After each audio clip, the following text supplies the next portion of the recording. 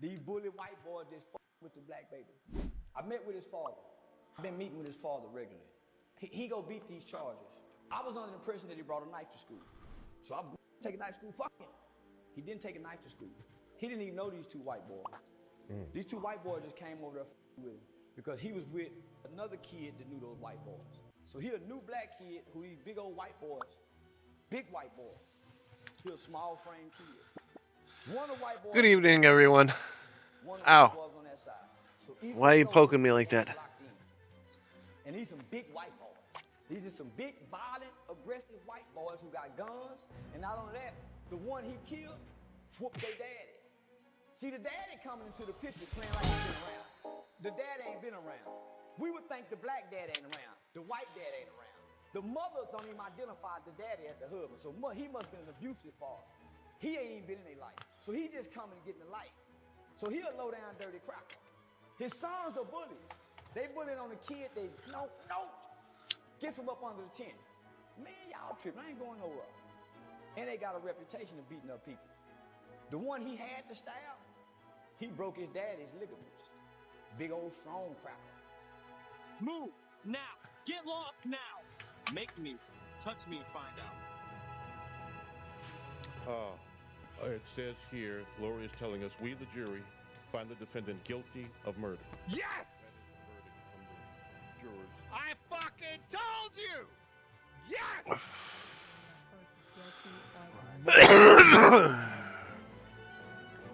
And I think Russell Wilson with the brevity. Yes! Thank you. Thank you, God. All right, so, I mean, what we know is... There it is. There it is. I'm gonna be doing my downtown map tonight. Outburst in my jorts. If the game ever loads, what the hell, man? In prison. And, 35 years. 35 How you doing, buddy? years in prison is what they sentenced him to. He was 17 when he committed this crime. That's twice as long as he's been alive. That's what they gave him, 35 years. Now, it's sad, it's tragic all the way around, right? A child lost their life. Another child's life is altered forever now. Even without the sentence, the fact that he took somebody's life and he has to live with that trauma and that regret and just on his conscience forever and ever. But this is a reminder. Let this act as a reminder for every person of color. Systemic racism exists. It's real. And it works perfectly as it's intended. And that's what this is. This is a form of systemic racism. Let's call a spade a spade. Because that's not a fair sentencing. White people need to understand that we don't think people do anything wrong. The problem is we want everybody to face the same consequences. So Carmelo Anthony being found guilty of murder is insane. It's insane. Because if two big black boys rolled up on Austin and he stabbed them after he was assaulted, it wouldn't be the same conversation. It wouldn't be the same conversation. And then to say that Carmelo was the aggressor, he was the aggressor and he was sitting down minding his own damn business and they rolled up on him? I don't even understand how that could possibly make sense. Carmelo Anthony's parents just left the courtroom in tears. Not good for the home team. This is what's interesting. Under Texas state law, in the civil case, it was 17 parents and neglect are going to be liable. So the parents of Austin Metcalf can get all that money. All that money. Take out that house. They're going to get it all. Yes, thank you, Jesus. Justice. Number one, I find it funny that these folks become fluent in the law whenever it's involving us, but when it's Orange Man, they act like they goddamn illiterate. Number two, look at this smile right here. It illustrates the consumption of black suffering. It's like entertainment right now. Ha ha, monkeys chipping out, y'all mad. Number three, for all y'all confused, in this visual, only one of these people was found guilty. Can y'all guess which one it was? You're not gonna do shit with a man, and we see that. But you're not gonna do shit with a man. That's weak. That's weak. Fuckhead. Fuckhead. Fuckhead. It's weak. You cannot do shit with a man. Carmelo Anthony should have never defended himself, apparently, huh? He's supposed to just took that ass whooping and been a passive, docile being the way that Malcolm X told us they want us to be. This country has always believed since emancipation, the only good Negro is a dead Negro, and that's the reason why he's getting punished. How dare you stand up for yourself and your humanity and not fall into your place because, boy, you should know better. Between Cyrus, Carmelo, Latasha Harlins, you see that black people are so criminalized it even follows us in death. 35 years. He got 35 years. He got 35. He got 35 years. And if he was white, he wouldn't have got nothing. He wouldn't even be here if he was white. So they just announced that Carmelo is guilty of murder here in Dallas, Collin County, right down the street from me. Number one, I'm very shocked that this trial went so quickly. Like, damn. That's questionable. Number two, it is very odd to me that there is no representation on a jury in 2026. There should be representation on a jury, in every single jury, all across the world in 2026. Sources have told me that they found Carmelo Anthony guilty of killing that bitch-ass white boy. And honestly, Chet, you can't really expect much in America. I didn't think you would get found guilty, but I'm not surprised by this. When you know what the criminal justice system is and what it's really meant to do, you don't get surprised at outcomes like this. They'll let that nigga Rekt child out, but they won't free Carmelo Anthony. A man who actually had his life threatened by two big-ass white boys. It was me, I'd stab both of them niggas. But free Carmelo Anthony, man. He ain't do shit to nobody.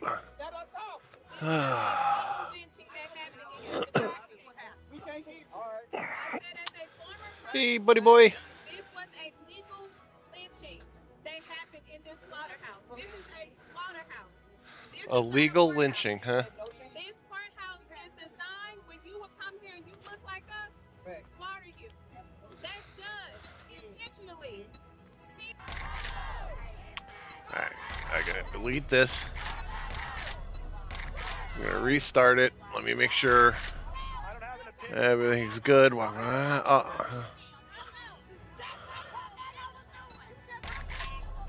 Respawning on, creative off. This here.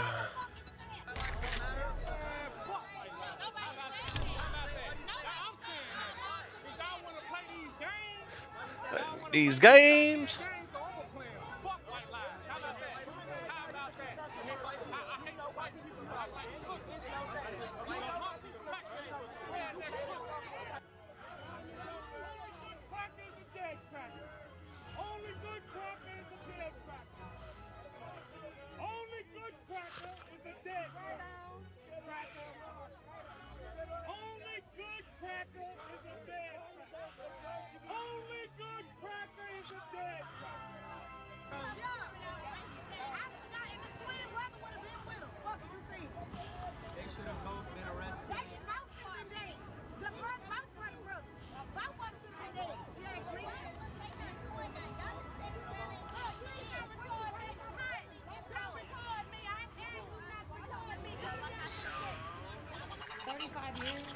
For a kid who had decided to go under a tent that was not his team's tent as it was raining and simply didn't want to be put out in the rain by some random kid that he didn't know who was larger than him. Listen, a lot of people don't know what it is to live as a black person in this country, but just like you can give the benefit of the doubt to so many police officers when they go out and they shoot some black unarmed person, even though they are trained, the fact that there was little to no mercy seen or humanity seen when this black boy said that I was scared. Black women, especially black women who have black male children, live in fear and agony every single day. A fear and agony that I promise you, the Metcalfs probably never spent a day living that way. And we're gonna have just some real conversations about race in this country. Since 2025 when this took place, okay? And these kinds of face-to-face, emotion-rising, shouting matches really do no good, but they seem to become more and more intense, even as this trial has progressed, even as you were talking about since last week. Emotions are boiling high on both sides, And these kind of verbal communications that we're looking at here right now, Eden, just show us really what's right under the surface that has been brought out with this particular case. What do you want us to do? What do you want us to do at this point? What? I'm lost for words. I don't know what to do. I got 5 boys. I don't know what. I ain't got nothing to tell them no more. You can't walk away no more. Rest in peace, Trayvon Martin. Collin County, Dallas, Texas, Arlington, Grand Prairie, Irvin, Dalworth, Plano, Denton, Keller. It ain't safe for none of you white folks to come out this weekend. I'm giving y'all a fair warning right now. And guess what? It's gonna be a bunch of niggas outside that look like me. And we ain't out there with no pocket knives. We out there with these. I guarantee y'all gonna pay for what the judge just did to Carmelo. If you don't believe me, bring y'all bold ass out this weekend.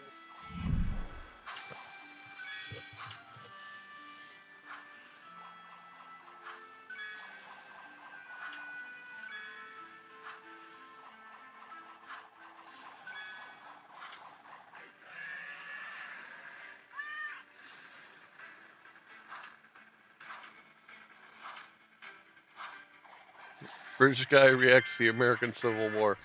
Right, so today we have the American Civil War by Over 75. This is part 1, so part 2 will be in the description if you want to check that out after this video. These Over 75 videos are really good. I'm enjoying these. And yeah, let's see the American Civil War. Didn't learn about this in school again. That's a no-brainer right there. I'm British. So we don't learn about any war that doesn't include England. So yeah, let's check this one out. Okay, Mrs. Lincoln, this is it. One last push, and we're done. Oh, with the hat as well? Oh, sick. 9 Nice. months and 4 days ago, my father brought forth upon my mother himself, and gave to her a child, conceived in a shack in Kentucky, and dedicated to the proposition that I will drink num-nums from a bottle and do little poo-poos in my pantses for the next 2 to 3 years. Now what is it babies do again? Oh. Not that, bro. Not that.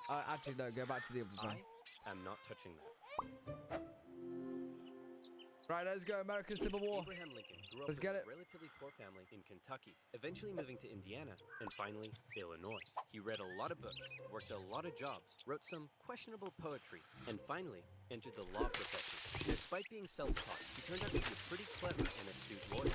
In one case, a guy claimed he witnessed Oh, okay, interesting. and Lincoln was like, how could you have seen anything in the dark?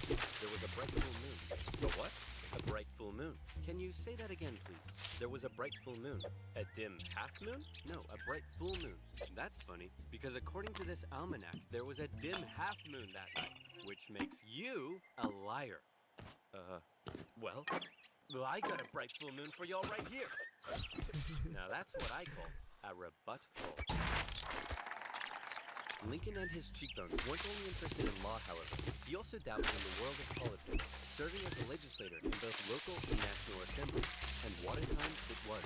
Not even 100 years after the Founding Fathers wrote all men are created equal, politicians were already We've seen that asking, one. Yeah, but what does that mean exactly? It means all men. Yeah, but what does that mean exactly? And no. States' rights versus the federal government. What are the executive powers of the president? Is cereal a soup? The Founding Fathers left some of these questions perhaps a little too open to interpretation. And the biggest question of them all was slavery, an ugly mark on what should have been a revolutionary new nation based on liberty and democracy. Thomas Jefferson had written a condemnation of slavery in the Declaration of Independence, but out of fear of losing Southern state support, it was removed. Hey guys, do you think leaving this a little vague will create any unforeseen... Wait, so after writing all men are equal, they still had their own slaves? Bro, there's no way. No way. Problems in the future? Cannonball! When did that end? I don't even those know. unforeseen problems were now beginning to rear their ugly heads. In America, As the that nation is. developed, the North and the South developed along two very different lines, and two very different cultural identities emerged. Northern cities began rapidly industrializing, while the southern climate allowed for large plantations of labor-intensive crops. As a result, one half of the country didn't rely on slaves, while the other half had become economically dependent on them. In 1793, Eli Whitney's cotton gin caused the slave trade in the South to explode, while in the North, the growing abolitionist movement was taking root. A general mistrust began to develop between the North and the South. South, as Northerners felt the South were hell-bent on expanding slavery, and footsteps were at the South that the North wanted to take their I slaves didn't mean away.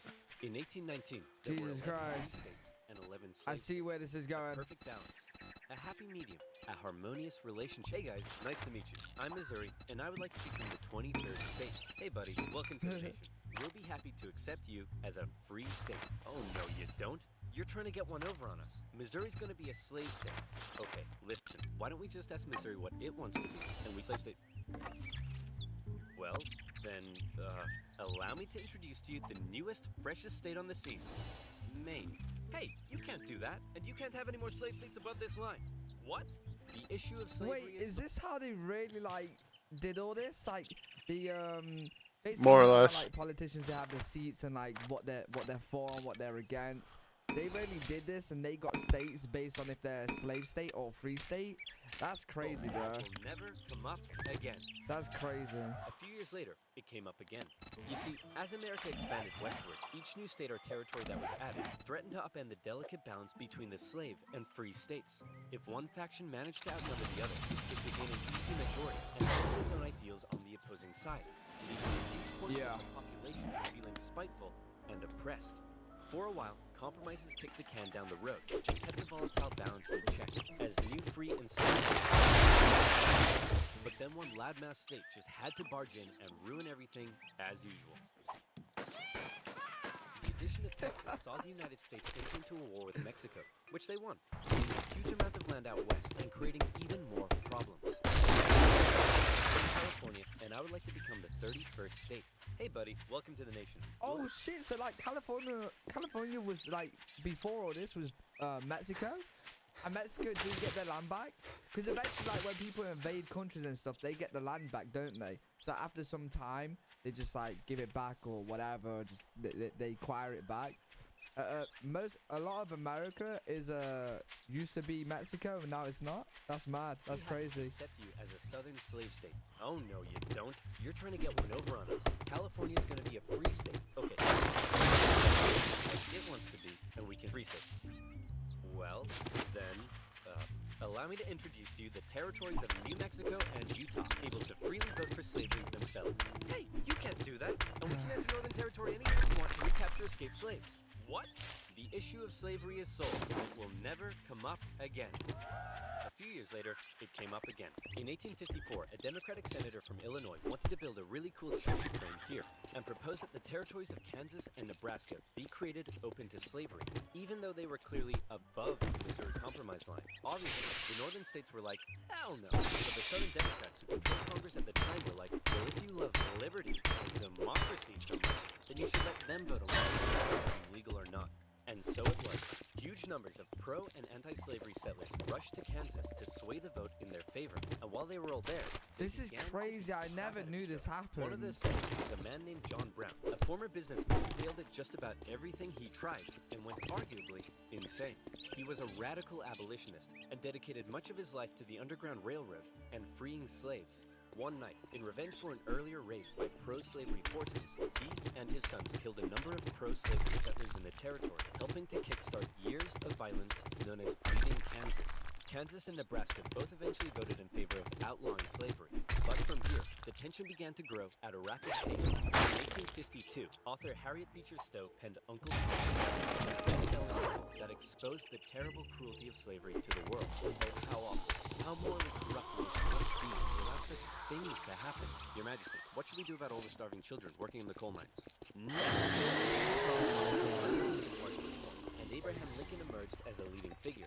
Southern Democrats viewed the new Republican Party with mistrust, believing it to be radical and abolitionist. In 1856, a politician named Charles Sumner gave a speech in Congress, calling out slave-owning Democrats with fiery language. If slavery was a woman, she'd be an ugly one. And the senator from South Carolina would like to boink her. Representative Brooks, do you have a rebuttal? Oh, I have a rebuttal, all right. Yeah, here's a rebuttal for you. Oh, come on. Surely this isn't allowed.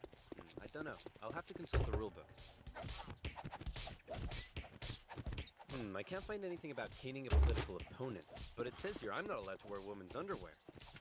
Uh-oh.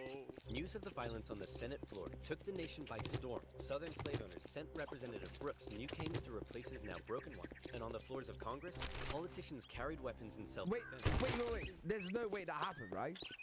There's no way he caned him in there, bro. Did he? I thought that was a joke from Oversimplified, but it sounds like it actually happened because of all this that's happening now. Wait, there's no way, bro.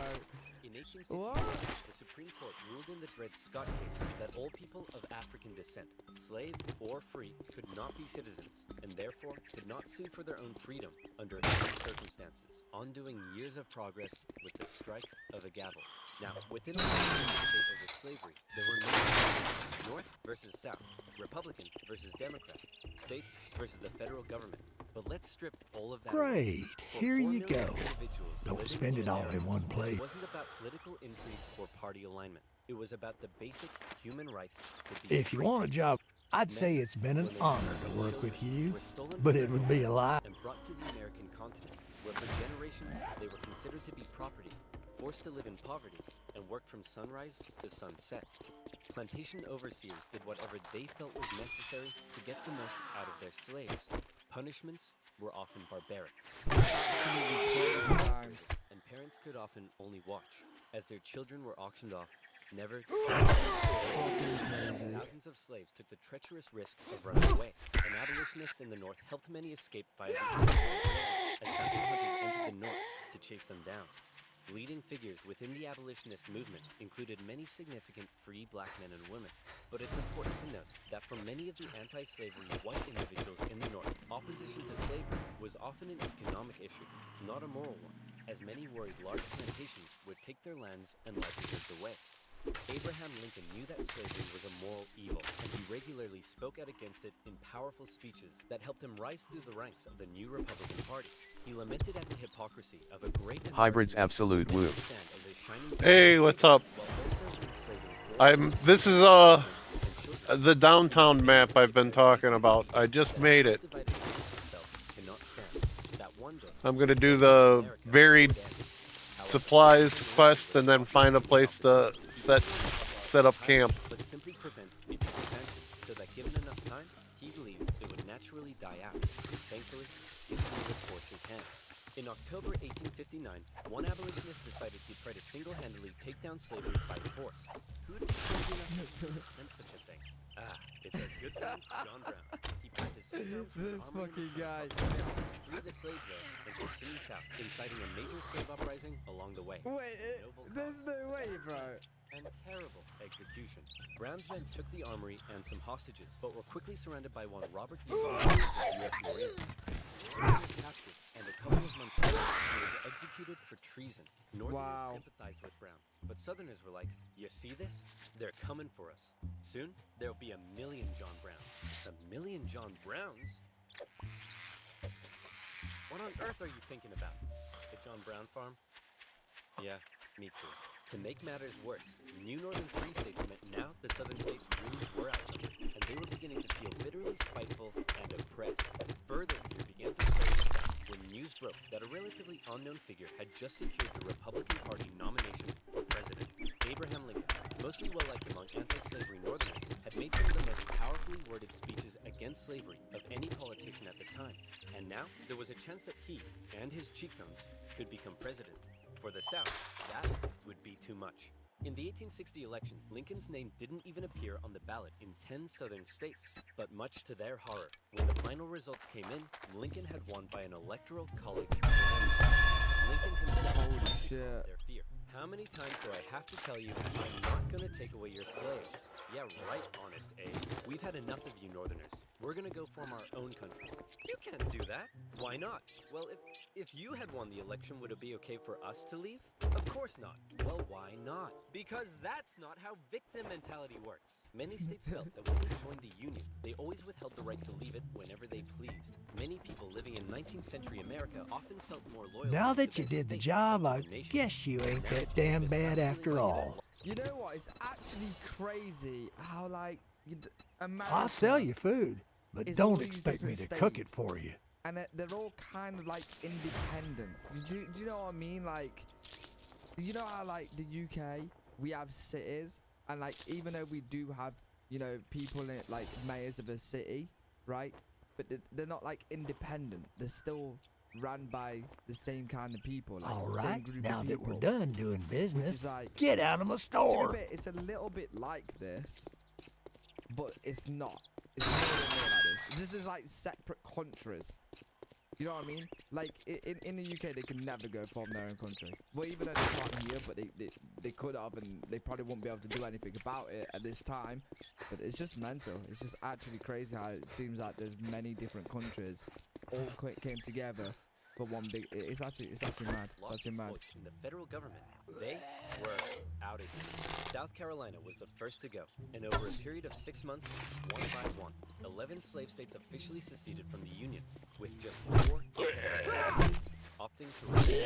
The seceding states issued a number of official documents justifying their secession. South Carolina proclaimed that it was northern states' hostility to slavery that rendered the federal government illegitimate. Mississippi declared that their position was thoroughly identified with the institution of slavery, and in a speech, the Confederate vice president stated that the new Confederate government rested upon what he called the great truth of racial inequality. Revered American generals such as Robert E. Lee opted to side with their states over the Union. And with all the chaos, one New York lawyer wrote that rather than a bald eagle, America's national bird should be a debilitated chicken. Hey, I kind of like that. One man, watching the crisis unfold, knew it would be his job to solve it. Oh, I'm glad they went with the Just about eagle. to hop on a train and become the president of the United States of America. Hey man, you're hella ugly. Grow a beard. Good idea. With assassination plots already underway, Lincoln had to travel to Washington, D.C. under heavy disguise and protection. All along the way, he received stacks of threatening letters. May the hand of the devil strike you down. You are destroying this country. Damn you, every breath you take. Love from Grandma. At his inauguration speech, Lincoln once again reiterated that no, I do not want to take away anyone's slaves. For Lincoln, he did want to preserve the Union. He declared secession to be nothing but an illegitimate rebellion. In your hands and not in mine, he said, is the momentous issue of civil war. You can have no conflict without being yourselves the aggressors. We are not enemies, but friends. It was clear Lincoln was ready and willing to get freaky. There's this and big open open area over here. if he had to.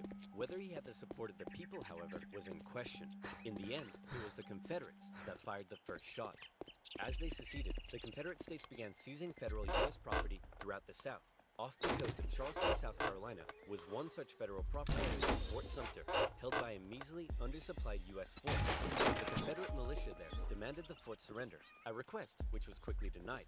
And any remaining Wait, I hope for a know peaceful about this solution fort, to I the think. secession crisis probably then died when the Confederates did this. Might be a The different one I'm Battle of thinking of, Fort but Sumter is considered to be the beginning of the American Civil War. Many of the Confederates there also considered it to be the end of the American Civil War. They hoped Old Abe would just sigh and say, okay, you win. Unfortunately for them, Lincoln actually said, you're about to get a roundhouse to the face. Lincoln sent out the call to 75,000 volunteers, and men signed up in droves, hopeful for some adventure and good old-fashioned F-U. Capital at Richmond, Virginia, Confederate President Jefferson Davis and his chieftains had also sent out the call for 100,000 men. As ever, both sides. Is it over yet? It's been 1 week. Is it over now? No. How about now? If you ask that one more time, I swear I will turn this army around and you'll all have to go back home to your wives and children. But in particular, the South knew the conflict would pose a bit of a challenge. How can we expect to win with a population of only 5 million against 22 million in the North? If you count us 4 million slaves, you'd have 9 million. all right, I was gonna say, was he counting the slaves or not? But no. So there's 5 million people in the South and 4 million slaves. They had a 4 to 5 ratio of slaves. Great idea. Hand these rifles out to hold them. Wait a minute. You remember that many of his top generals were getting old and were being a bit too cautious. The commanding general was a man named Winfield Scott, a veteran of the Mexican-American War, and by now, he was too fat to even mount a horse. Okay, chaps, we need to come up with a plan. Hit me. We could wait for the Confederates to come and apologize. Maybe we should all sit in a circle and discuss our feelings. Crossing the Delaware into New Jersey worked for me. Those are all terrible ideas. And you? Wrong video.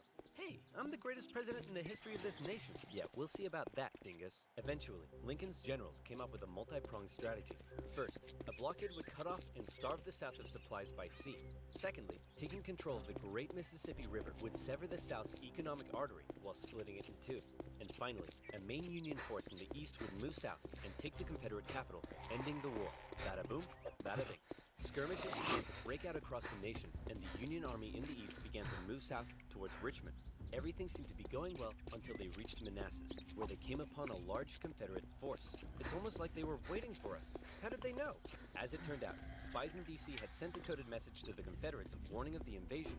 Did you use NordVPN? What the heck is NordVPN? I'm so glad. Oh, God.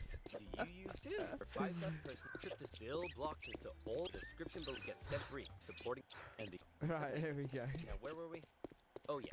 Secession, Fat Man, and the Union invasion into Virginia.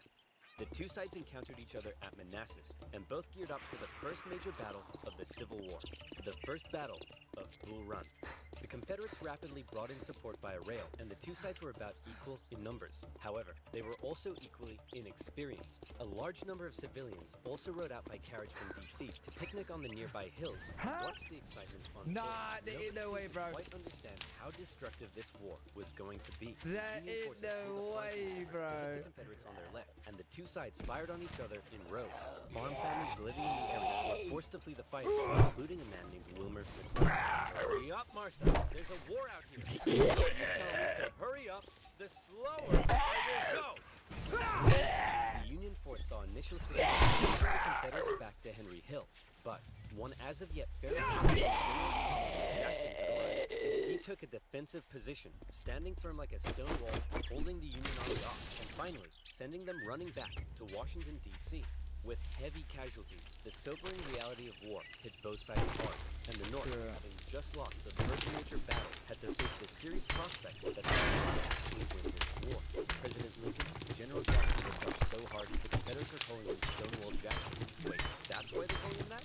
Not because he looks like he ran face first into a stone wall? Apparently not.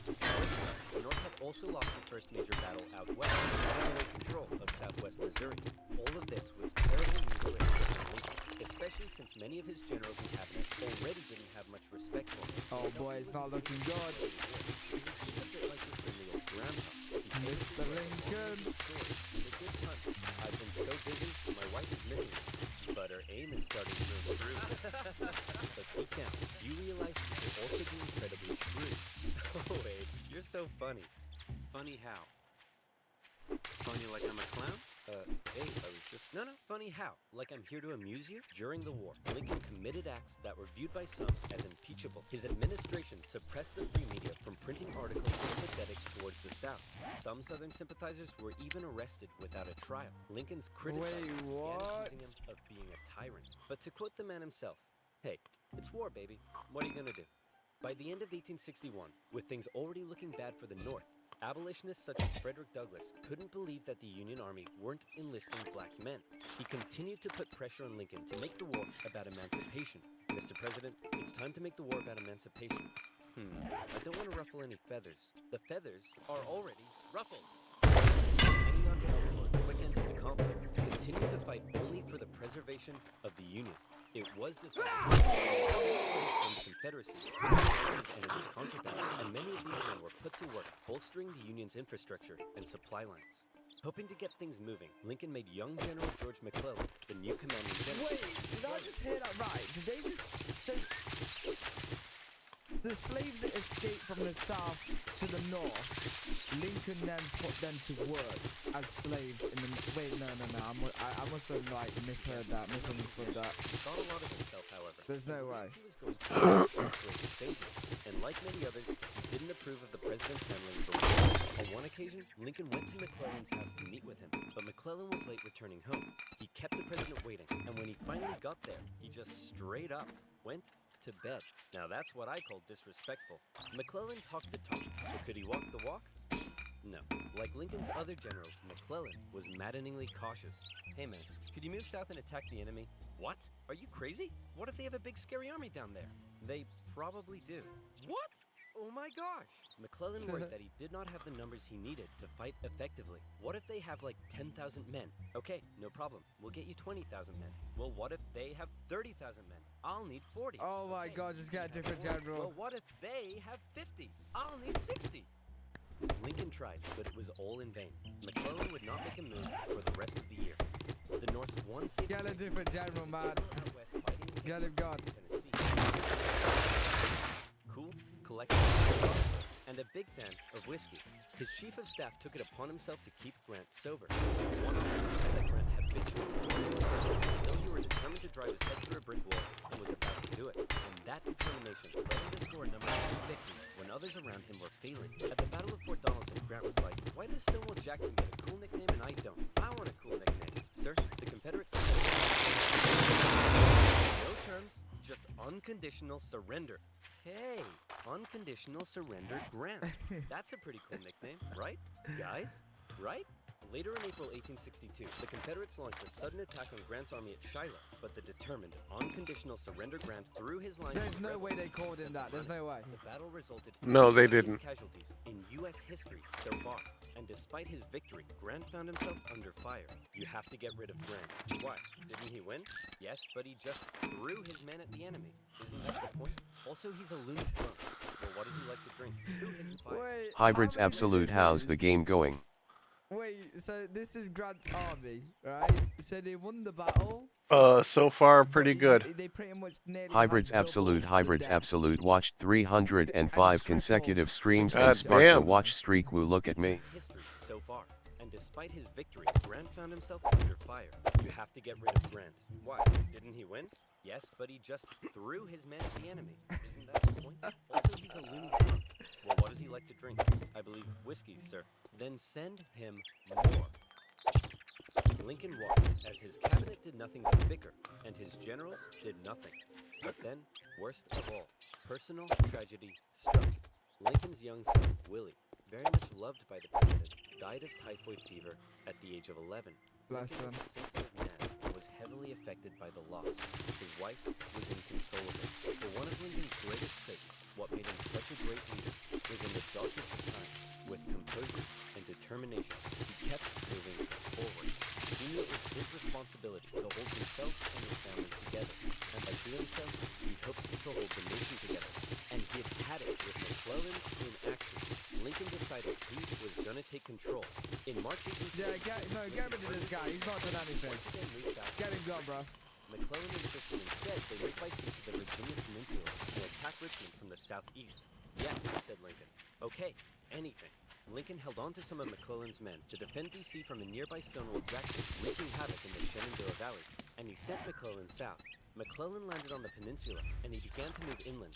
He came up against a small Confederate army that had dug in at Yorktown. McClellan vastly outnumbered the force, but it's said that Confederate General Magruder deceived McClellan by cleverly maneuvering his smaller force and making McClellan believe he faced a huge army. No, you have way more men than them. Move forward. No. McClellan sailed in for a month-long siege, giving time for Johnston to move south from Manassas and Magruder time to retreat. When he finally went to the city and found it deserted, he declared it a victory, calling his success brilliant. Then, after meeting some resistance at Williamsburg, McClellan moved to within just 20 miles of Richmond. His armies able to hear the church bells ringing in the enemy capital. You still outnumber them. Go give him help. No. McClellan wanted to slowly and defensively, and with his army split in two, This guy, bro. opportunity to strike back. McClellan's advance was halted, and now the Confederates pulled an ace out of their sleeve. General Lincoln, you think we should evacuate Richmond?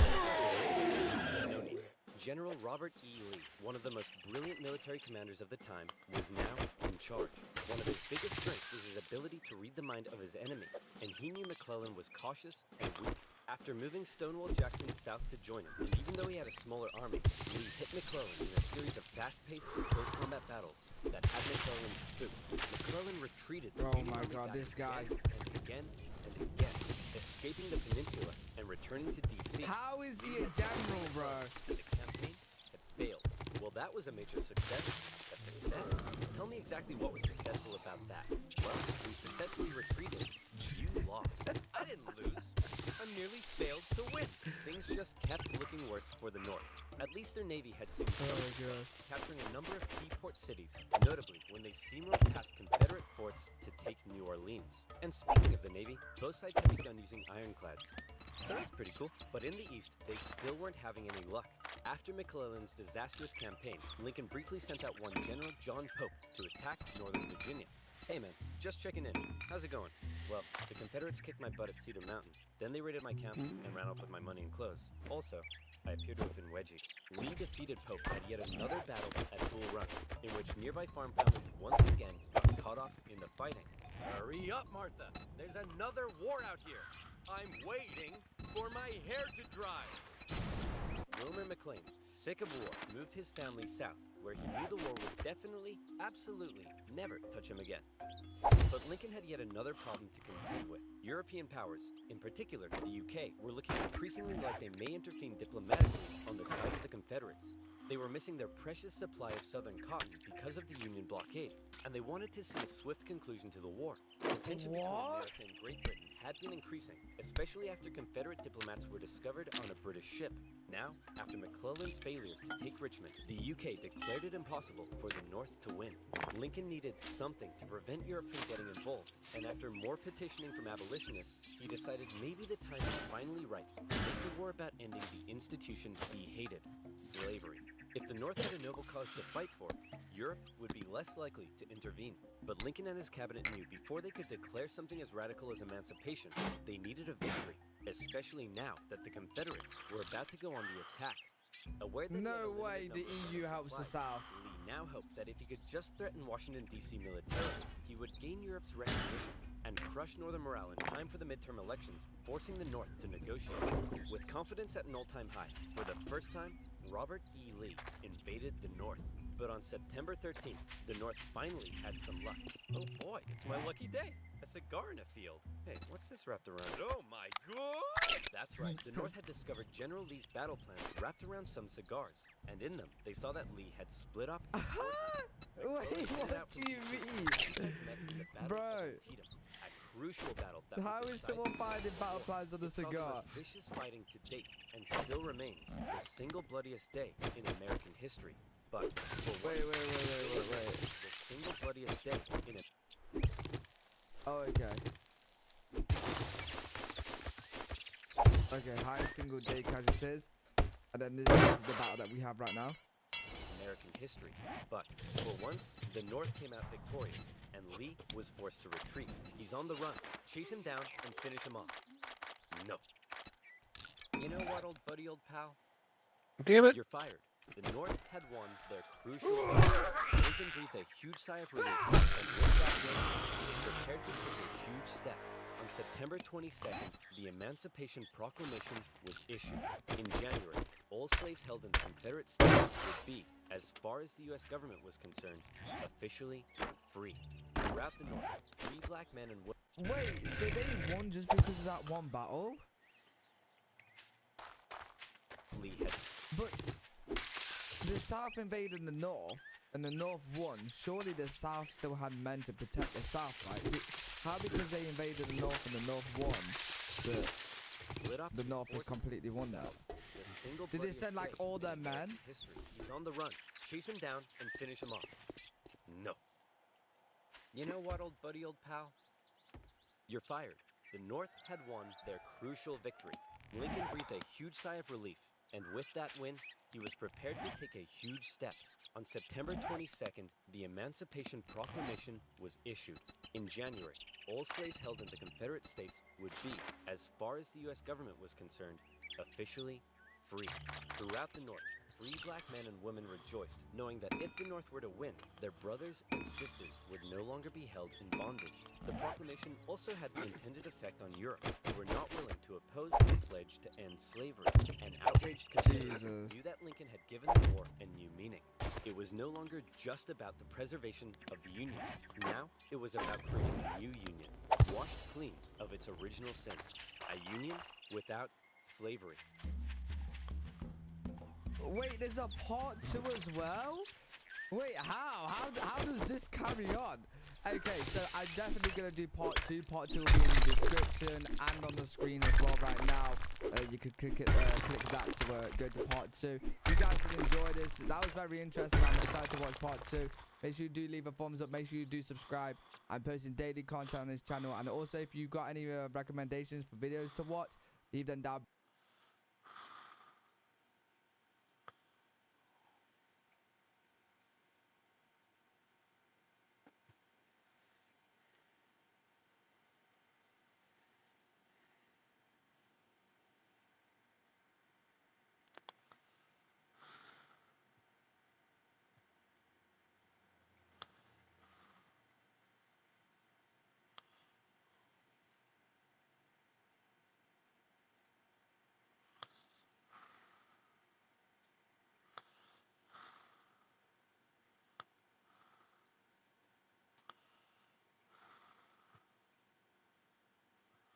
Well, might as well. Right, okay, the American Civil War Part 2 by Oversimplified. Part 1, I've already done this on the channel. If you guys want to go and watch that, the link will be in the description down below if you want to check that out. Right, Part 2, let's get it. As the Union struggle to take control in the East continued, elsewhere, the war raged on. The Confederates attempted an invasion of Kentucky, hoping the state as a whole would join them, but they were pushed back. Part 1 made it seem like they won. Ally with one side or the other in the hope But they're not even done yet, I thought so. Along the Mississippi, General Ulysses S. Grant remained one of the few Union generals scoring major victories. With his best pal, General Sherman, by his side, Grant led his armies down the Mississippi to the Confederate stronghold of Vicksburg. Both sides knew that if Vicksburg fell, the Confederacy would be split in two. The Confederates prepared for an intense defense of the city. But back in the East, Lincoln decided to march south and take Richmond. Having given General McClellan the boot, he needed a new... Finally! All right, Mr. President. Option 1 is General... About time you got him gone. But a good general. Option 2, his qualifications are his name is Burnside, and he's freaking dope-ass sideburns. Say no more. So General Burnside was put in charge of the Army of the Potomac and sent south. Lincoln hoped he finally had a general who could succeed. Burnside met General Lee at the city of Fredericksburg, where he intended to rapidly cross the river and take the city. But the Union War Department was too slow in delivering the pontoon bridges, and the two sides were forced to camp across from each other, close enough to speak. Hey, Yankee, ready to get your butt kicked? Yeah, right, Rebel. God is on our side. No way, God's on our side. Oh, you think so? I would just start shooting across this route, I'm not gonna lie. Which side are you on? Ow. Dude, uncool. With over 100,000 men, the Union Army finally launched their massive attack on the 11th of December. But by now, the Confederates had amassed their forces. During the battle, wave after wave of brave Union men... This looks all industrial, so I probably want to head over this way. Even the Confederates Tool truck. And in one What is that? John's Ham Radio. That's a electronics joint. Field to tend to the Union wounded. Wait, no way. The Union troops held their fire. Still, Burnside and his forces were soundly defeated at Fredericksburg and forced to retreat. Lincoln's popularity and Northern morale continued to plummet, especially 100,000 men. 1863 was bad. The winter camps were rife with disease. The food was less than appealing. On both sides, men began to leave. Hey, where do you think you're going? I'm deserting. What? Don't you love your country? Yes, I do. And I'm trying to get back to it as quick as I can. Lincoln, ever the kind and caring man he was, spent much of his time pardoning deserters' death sentences. Oh my. Here's a 17-year-old boy sentenced to be hanged. Well, I'd better suspend his sentence, or he'll be suspended tomorrow. What? To try to keep the numbers up, both sides had introduced conscription. There was controversy in the North, however, since rich men could simply pay to have someone else fight on their behalf. Riots broke out in New York City with enraged mobs, furious at the idea of going to fight for slaves, an idea that many of them simply did not support. However, after so much pressure, the Union had finally begun allowing black men to enlist. And these men, knowing what they were fighting for, signed up. By the end of the war, 2,000 troops, 10% of the Union Army, would be black. The valor and bravery they showed throughout, silencing critics. I don't see why they wouldn't have done that in the first place. Because they literally have General something to Joseph fight Hooker for. was put in charge of the Army of the Potomac, and once again, Lincoln ordered him to move south and take Richmond. Hooker met Lee at the Battle of Chancellorsville, where Hooker had over twice the men Lee did. Lee was forced to defy all military convention and split his smaller force into two. Lee had absolutely no chance of winning, and Lee won. It was his masterpiece. Lee did suffer one significant loss during the battle, though. How? As his right-hand man, Stonewall Jackson, was riding back to the Confederate lines at night, the nervous Confederate troops, unable to recognize him, opened fire. Oh my. Oh my. Oh. You boys done goofed up. Jackson died What the 8 days later. As for Lincoln... How is the guy that's just destroyed, well, like just defended the country so good, right? Get killed by his own man because he couldn't. Oh my god. He couldn't believe it. It was yet another loss, and Northern support continued to waver. While the Union kept on struggling in the East, out west, unconditional surrender Grant was making moves as always. In an attempt to take Vicksburg on the Mississippi, he made a series of risky and bold movements. He sent a cavalry raid and feigned Sherman north to confuse the enemy. Then, aided by a fleet of ironclads on the river, he raced his army south to cross the Mississippi. Aware that the terrain to the north was restricted, instead, he strategically moved northeast, hitting Vicksburg's supply line and defending his rear from Confederate troops in Jackson. Confederate defense became hardened, and Grant was forced to settle in for a month-long siege, during which time he got rather bored. Despite not taking the city, Lincoln loved it and encouraged Grant to hold firm. It would only be a matter of time. Got bored at war. Was in the Union hands. Around this time, the people in the west of Virginia, who had remained loyal to the Union route, finally broke ready to form their own state. They could have named it anything in the world, but the creative minds at the time came up with the ingenious West Virginia. Back in Washington, Lincoln once again wanted a new general to take command. Oh my goodness, why do all these 19th century generals look so bust? Look, we got Sleepy Eyes Joe here. That's Princess Leia with a mustache. E.T. phoned the doctor. Why don't we give Snapping Turtle McGee here a shot? So General Snapping Turtle McGee was put in charge of the Army of the Potomac, and it was a crucial time for the Union, because once again, the Confederates decided to go on the attack. So far, they had done exceedingly well militarily, but as the war kept going, the Confederate economy was crumbling. Riots broke out in the Jefferson Davis wanted to send men west to rescue Vicksburg, but General Lee knew the longer they waited... This is a long-ass war. First of all, this is a long-ass war.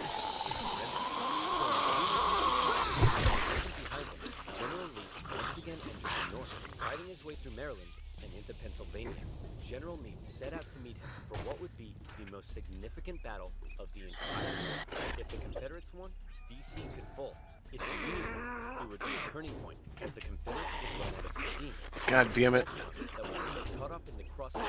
The largest battle in American history was Gettysburg, Pennsylvania. On June 1st, units from each army encountered one another and skirmished through the town itself. The townspeople were forced to take refuge, except for one who reportedly ran outside for a strange reason. Joseph, what are you doing? I'm not gonna let them take my beans. How many times do I have to tell you they're not here for your beans? By the second day, over 100,000 men stretched for miles across the battlefield. Lee took the initiative, deciding to hit the enemy's flanks, and he came very close to breaking through the Union's disorganized left. But Union Colonel Joshua ordered a desperate bayonet attack, smashing into the Confederates and forcing them back. The Union forces failed to cross the line. On the final day, he believed the Union Army had fortified its flanks, so he decided to finish one massive central attack. The Confederates rushed at the Union lines during General Pickett's attack. This time, it was the Union on the hell. Meade had correctly guessed Lee's strategy, and the Confederates were decimated, forced to turn. A devastated General Lee called out to his fleeing and wounded men, telling them it was for a counterattack that never came. Two of them. He ordered a retreat back into Virginia. Oh no, it's not a biker. Managed to score a massive victory desperately needed. And if that was the case, after a month-long siege, Vicksburg finally fell. The North now had been and better yet, the moved into Arkansas, Tennessee in particular. So Lieutenant General Rosecrans masterfully pushing Rekt's armies of Tennessee out of Tennessee. He suddenly Dude did not want to die. Chickamauga and ended up under a Confederate siege at Chattanooga. At one point during the siege, a temporary truce was declared so that wounded men could be recovered. And often in the Civil War, during these small truces, men from both sides would meet in the middle to trade things like tobacco, coffee, and maybe honey. Do you like honey? Me too. What? These are great. And you know Bro, what's going on, man? 6,000 link in the description. You're at war, you're just trading your supplies. 4th of July and the siege of Chattanooga. Okay. Thankfully, General Grant, now in charge of all Western Union armies, showed up and karate kicked Bragg right back like this. With Sherman and Hooker, Grant took on positions in the mountains around the city, including the famous battle above the clouds and Mission Ridge. Grant continued to be Lincoln's #1 guy. With these victories, Lincoln hoped the war was finally turning. That was the entire town had been turned into a hospital to care for the scores of wounded men. Throughout the war, on both sides, Clara Barton rose to the occasion, doing crucial work on the home front and volunteering as nurses. For those who had given their lives, a new national cemetery was to be established at Gettysburg, and Abraham Lincoln traveled out to attend the opening ceremony. At the event, the main speaker spoke for 2 hours. Then, Abraham Lincoln was called forward to give some brief, appropriate remarks. In just 2 minutes, he masterfully and poignantly iterated America's national purpose and the need to continue the fight. The Gettysburg Address would become one of the most famous speeches in American history. While they were now making progress, the North still couldn't find a decisive victory in the East, and that was bad news for Lincoln, because his presidency was now in its 4th year. In 1864, there was an election coming. The Confederates knew this too, and with little hope left of being able to threaten the North militarily, they believed their last shot at victory may be in the election. Emancipation and the war itself weren't exactly popular. People in the North were sick of war and wanted to put it behind them. Robert E. Lee hoped that if he could just hold out and continue to inflict more defeats, the people of the North would vote Lincoln out and replace him with a Southern sympathizer who may be willing to negotiate. Really? Imagine desperately needed after a victory. all that? Now, I know what you're thinking, but oversimplified. If Lincoln loves General Grant so much, then why doesn't he put him in charge of the campaign in the East? Well, guess what, loyal subscriber? You've hit the nail on the head.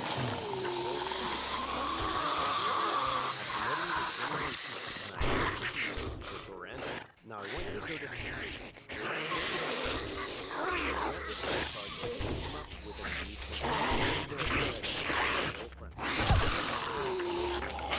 General Sherman the armies of Virginia in 1864. Sherman steadily advanced on Atlanta, facing off against Motherfucker! highly skilled cavalry general and winner of the funniest Confederate statue award, Nathan Bedford Forrest. Sherman dominated and pushed Johnson back to the city, but he was held just outside of Atlanta itself and was forced to lay siege. Downtown fort's gonna be tough. The Union's top general was finally about to face off against the Confederacies. Lincoln hoped Grant would bring something new to the Eastern Theater, and bring something new he did. As Grant began moving south, Lee regularly outmaneuvered him. The big two dogs. Heavy casualties, hoping to demoralize the North as much as he could. But here's what set Grant apart from others. He knew Lee was running out of men, and that the North by comparison had plenty. Grant would throw his forces at Lee, and even when Lee repelled them, Grant, rather than pulling back, would give the order to keep moving forward and flank Lee. Again and again. In under 6 weeks, 80,000 men would be killed, wounded, or missing. In D.C., Grant was criticized for being butchered. At the Battle of the Wilderness, the Union casualties were so heavy that Grant reportedly began to weep. But still, Grant could replace his losses. Lee couldn't, and he was being pushed all the way back to Richmond. Lee knew once he got there, he'd be under siege. Then, it would only be a matter of time. Close to Richmond, Grant again suffered horrific casualties in a miscalculated assault at Cold Harbor. Then, trying to be a trickster, instead of moving on Richmond directly, Grant moved towards Petersburg to flank the Confederate capital and cut its supply line. But, just like Sherman, Grant was halted outside of the city, and he too was forced to settle in for a siege. Two identical sieges would not be good enough for Lincoln's re-election. The people of the North saw the casualties Grant had been taking, and they weren't happy. To make matters worse, Lee had sent Early north to threaten D.C. with the hope of forcing Grant to withdraw troops from Richmond. Early was repelled on the outskirts of the city, with President Lincoln even attending as an observer, but the North had been given a fright. So with Bro, it's so mad. Like, it's still getting me that the people went to go and watch it whilst having a picnic. That's good, bro. In the critical 1864 election, Absolute madhead. The Democrats choose. Guess what, baby? I'm back. That's right. General George B. McClellan would run for president against Abraham Lincoln, my fellow countryman. If you elect me, I, the great General George McClellan, will fearlessly and valiantly win the war. Unlike this douchebag, many Democrats, however, including McClellan's running mate, wanted to end the war. So it's possible McClellan may have ended up fearlessly and valiantly making peace with the Confederates, which is exactly what they were hoping. With the war in a stalemate and Lincoln still not popular, it looked like McClellan would win, and the Confederacy may have a chance at surviving. There's no way. Lincoln himself This said guy. that without some kind of major victory, it seemed exceedingly probable that this administration will not be re-elected. Well, fret not, Abe, because if it's a major victory you want, it's a major victory you'll get. Atlanta had been under siege by General Sherman for just over a month. After a number of battles around the city, Sherman sent a force south to sever the city's supply line, and Confederate General Hood was forced to abandon it. Atlanta, one of the Confederacy's most important cities, had fallen into Union hands. For many, it was clear that the Confederacy's defeat was now inevitable, and the war would soon be over. When the final results came in, Lincoln had won with an electoral college landslide, with the troops in particular voting overwhelmingly for Lincoln, which must have been touching for their commander-in-chief. Hey man, looks like you lost. No hard feelings? I didn't lose. I merely failed to win. In general, Lincoln involved himself heavily in ensuring the 13th Amendment made it through Congress. In a narrow and historic vote, the amendment passed, and slavery was now constitutionally banished throughout the nation. Black men and women, watching the vote from the galleries, knew the work had only just begun. A couple months later, at his second inauguration, with victory right around the corner, he didn't celebrate, he didn't gloat. Instead, he emphasized the need for reunification and binding up wounds. To him, Americans, North or South, were to again be compatriots. However, listening to Lincoln speak that day was a man who had no interest in reunification, John Wilkes Booth. An actor living in D.C. was also a deep Southern sympathizer, and as the war turned against the Confederacy, depressed and full of hate, he was already plotting his revenge on the man he held responsible. With further Confederate losses, it was pretty clear at this point. Oh, God. But still, Jefferson Davis showed no sign of giving in. The North were frustrated to see the conflict being dragged out. Why waste more lives? In Atlanta, General Sherman believed he had the key to forcing the Confederacy's hand. He had an unusually modern concept that an army could only survive with the support of the people. Strike at the people, and the army collapses. Sherman decided to do something unprecedented. He would remove his 62,000 men from their supply line and march through the heartland of the Confederacy, where they would live off the land. There, they would wreak havoc. As they marched, they tore up railroads, burned farms, and destroyed communities. That's actually pretty They smart. also liberated thousands of slaves. The damage done was estimated at $1.4 billion. The tactics were cruel, but to Sherman, it was better than losing yet more men in battle. In December, he reached Savannah, Georgia, but he wasn't done yet. Next, he turned north to inflict his punishment on the first state to secede, South Carolina. As he moved, he came ever closer to General Lee's army, still holding out. They're still fired? Petersburg had lasted for 292 days. 50,000 of Lee's men had deserted. Numerous Union attempts to break through had failed, but when the breakthrough finally came, it came quick. On April 2nd, a Union assault finally pushed the Confederates from their defenses. Hey man, there's no need to evacuate, right? You'll rescue us like last time, right? Sorry, can't hear you. Lee narrowly escaped the city, hoping he'd be able to meet up with General Johnson and continue the fight. Grant chased him down. Richmond was evacuated, and Jefferson Davis went on the run. As they left, the Confederates set fire to military buildings, but the flames burnt out of control, and as the Union troops arrived, they became firefighters. A couple of days later, Abraham Lincoln visited the war-torn city. Grant caught up to Lee at Appomattox Courthouse, where he trapped his forces. It was here, on April 9th, 1865, that Lee saw no point in continuing. Sir? Listen, Bub, I drank a bit too much last night, and now I'm hanging like a fruit bat on a hot day. So whatever you have to say, I don't want to hear it. General Lee says he wants to surrender. But, diggity dog. Grant and Lee met in the home of a nearby farm family, owned by a man who had tried his best to escape the Civil War years earlier. Wilmer McLean. All right, can we all just hurry up and get this over with? Martha, not now. I'm cleaning. Do you want us to get wrapped? Grant and Lee, after years of war, now spoke respectfully. She's got a good point. When Lee left, his face filled with emotion, Grant's men began to cheer, but Grant ordered them to stop. He knew that now was the time for reconciliation. Just over 2 weeks later, General Johnson would surrender to Sherman, ending the war for 89,000 Confederate soldiers in the largest surrender of the war. Not every Confederate state had surrendered, but the war was as good as over. Across the North, church bells rang out and celebrations erupted. In Washington, Lincoln gave a speech from the White House to a jubilant crowd, in which, among various things, he expressed his support for black voting rights. Lincoln had seen the nation through its deepest crisis. The presidency had visibly aged him. He had lost over 20 pounds. He said sometimes, I think I am the tiredest man on earth. I'm not sure. I'm not surprised, man. He was exhausted. Cut him some slack. On a carriage ride with Mary, Lincoln clearly was looking forward to being a president in a time of peace. He was apparently very cheerful, surprising his wife, and he told her that between the war and the loss of their son, they'd both been very miserable. Now, Bless them. it was time to be happy. On the evening of April 14th, Lincoln attended a play with his wife and some friends at Ford's Theater. It was a comedy, and the president appeared to be enjoying it very much.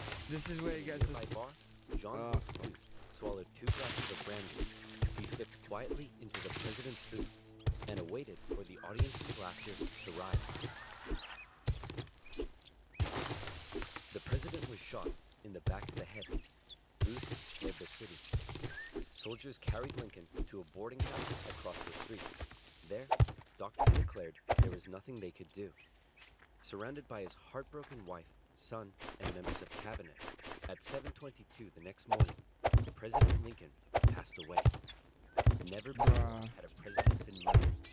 A shocked nation mourned as a 12-day funeral procession carried Lincoln back to his home in Springfield, Illinois. On April 26th, Union cavalry found John Wilkes Booth in a barn in Virginia, where he was shot. Not long after, Confederate President Jefferson Davis was also tracked down and arrested. Imprisoned for 2 years, he was eventually released. The North didn't want to put him on trial, for fear the jury may rule that Southern secession had in fact been legal. To ensure reconciliation, other Confederate generals and politicians were allowed to re-enter life in the now restored Union. Scattered fighting continued into May, when the last Confederate forces in Texas disintegrated. The southern states came under Northern military occupation to prevent any further rebellion, and a very difficult era of Reconstruction began. Over 3 million Americans had fought, brother against brother. The Civil War Nearly a remains million the bloodiest killed. conflict in U.S. history. But the Union had been preserved. You could say the real winners were those who were to never again be slaves. Further amendments passed by Congress gave black individuals the right to citizenship and to vote. Significant progress had been made. However, entering into the 20th century, it was clear the fight for equality would continue. In modern America, the man who fought to preserve the nation and never gave up in the darkest of times. That's a dope stands statue. as a symbol of honesty, empathy, humility, perseverance, and courage. A continuous reminder of what has forged America and what it should ever strive to be. Hell yeah. Man, what a crazy video. Bro, that was a really good video. I really enjoyed part 1 and part 2 of that. If you guys did enjoy it, make sure you do give a thumbs up on this video and subscribe for more content. I'm posting daily. That was really good. Over 75, they really do kill it with these videos. I enjoy every single one of these videos. I can't stop watching them. You guys are enjoying them as well. Learned a lot in that video right there. That was crazy. And oh man, what Lincoln did, holy bro, that guy was an absolute legend. If you guys do want me to react to any of your recommendations, then just comment down what videos you want me to react to. I've been reacting to a lot of people, what they've been commenting down below on previous videos, so I will get to them. I hope you guys did enjoy that video, and I'll see you guys in the next one.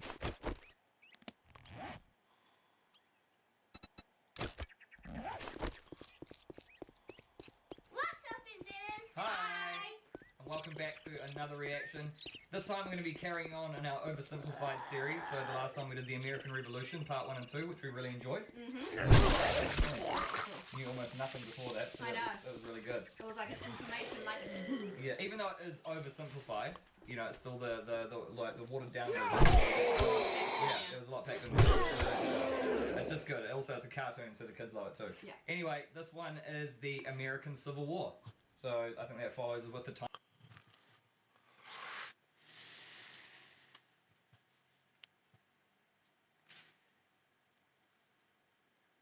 I want to know the school teacher's dirty secret. It's involving that relationship with. You do go to jail. I'm little. They're gonna tear me apart. This is the moment 27-year-old teacher Brittany realized that her horrifying secret had been uncovered, and she was about to spend the rest of her life behind bars. But classroom predators like this are more common than you'd think, like this gym teacher who was getting 30 years in prison for exploiting his students. Come here. Take him off. Or when the cops discovered the horrifying secret this elementary teacher was hiding. I'm not a pervert, I'm not anything. maybe you are. But first, let's start with the disgusting case of Brittany. She was arrested by cops after her victim's parents found she'd been sending a bombardment of unexpected messages to their child, and as it was later discovered, even touching him in class. Do you have anything on you that's gonna hurt me? Don't really stick me. Anything dangerous? No weapons? Yeah, can you? Am I gonna be able to get back on? Yeah, you will. This is your personal property, so everything that goes in this bag. I'm gonna take your necklace off as well. Can you unhand me so I can take my other partner again? We'll do that at the jail. Okay. And then we'll have to do the same with the nose ring too. Turn me to the. I got it. Can you turn towards me? Open up your mouth. Lift up your tongue. Good. Brittany is complying extremely well with the cops, consenting to searches and even helping them out at points. In the same way as Vidge, Brittany knows exactly why she's being arrested, but she's trying to gain favor with the cops in hope that maybe they'll treat her better throughout the case. Even in her interrogation, it's clear that she still thinks sweet-talking the detective will help her out. And are you from Arizona, or did you? I'm looking at him. Where is that from? My husband and his family are entire Cowboys fans. See, when I grew up, Cowboys were our Cowboy fans were kind of thugs. Everyone wore the starter jacket just to be, cool. Right. People got their starter jacket stolen. Yeah.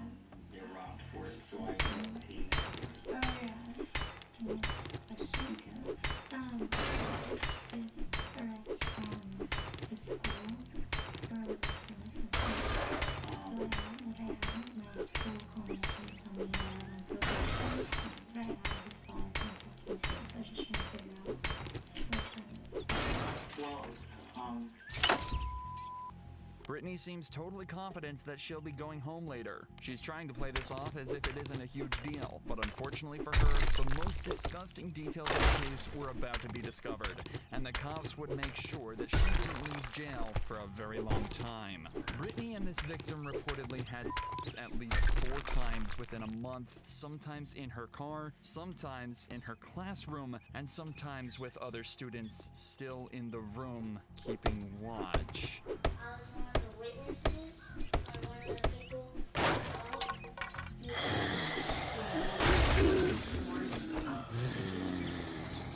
No, they're very uncomfortable. So that's why the second Obviously, there really wasn't much room for Brittany to get out of this, but at her trial, she almost begs the jury to give her a lighter sentence, obviously terrified to face the consequences of her actions. She would like to reach the podium now. The sentencing is not only taking decades of my own life and experience. I stated earlier, and I will have to and it fills my heart to know that I have.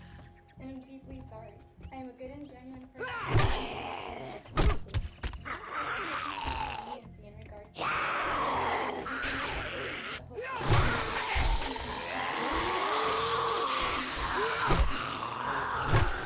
She accepted responsibility and showed remorse, she was eventually sentenced to 18 years in prison, the lowest possible sentence for her crimes. However, she was also put on lifetime probation and forced to register as a sex offender. But worst of all, she'll have to face the dangers sex offenders face behind prison, leading to court, that they'll tear her apart for what she did. There are other crimes that can endanger or scare kids at school. This third-grade teacher decided to test the boundaries on the first day of school. So, just observed you in the classroom. It looks like something's off a little bit. Have you taken anything that, you know, do you have a prescription for anything that maybe you have taken today that it seems like you're not the same person that I talked to this morning? I did take some medication last night to help me sleep because I have some anxiety stuff. When the teacher named Kimberly initially showed up to school, everything seemed fine. But as the day progressed, other staff noticed she had red eyes, slurred speech, and even struggled to finish sentences. Kimberly claims she'd taken medication last night to help her sleep, but other than that, has taken no medication whatsoever. The staff, however, aren't so sure. You haven't taken anything while you were at school? No. Would you be willing to take a drive to the test? If I needed to, yeah. Ready? Take a big deep breath. Blow, blow, blow, blow, blow, blow, blow, blow, blow, blow. All right, stop. Good job. You want to tell me the truth? How much you had to drink? I drank last night. No way you drank last night. Kimberly just blew a .248. To put that into perspective, the legal limit in Oklahoma is .08, and anything over .25 is considered alcohol poisoning. Having a blood alcohol level this high essentially guarantees that Kimberly has been drinking while at school, but they need to find concrete evidence of this. Luckily, they didn't have to look far. So drink. Yeah. What's in this drink? That's a Diet Coke. Is there anything with liquor in it? Nope. So if I go into the bathroom, I'm gonna find anything else.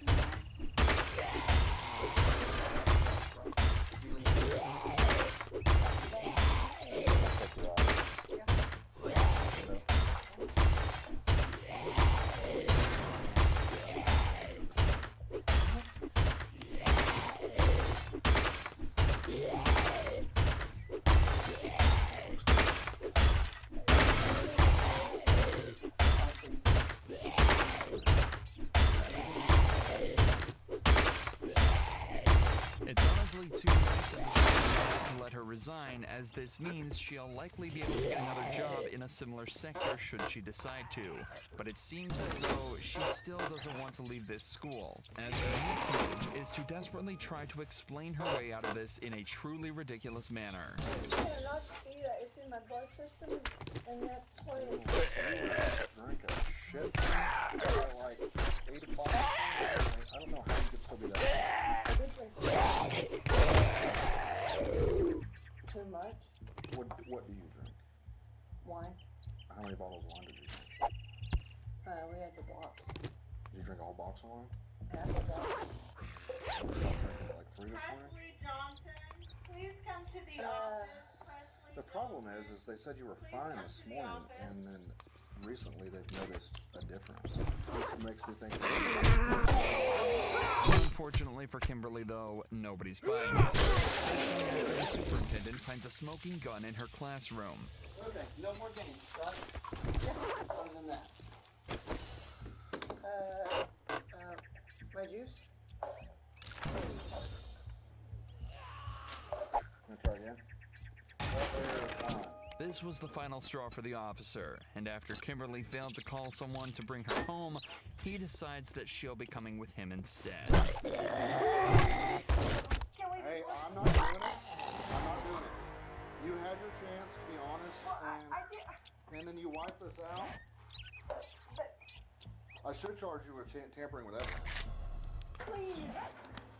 Please don't. Put your hands behind your back.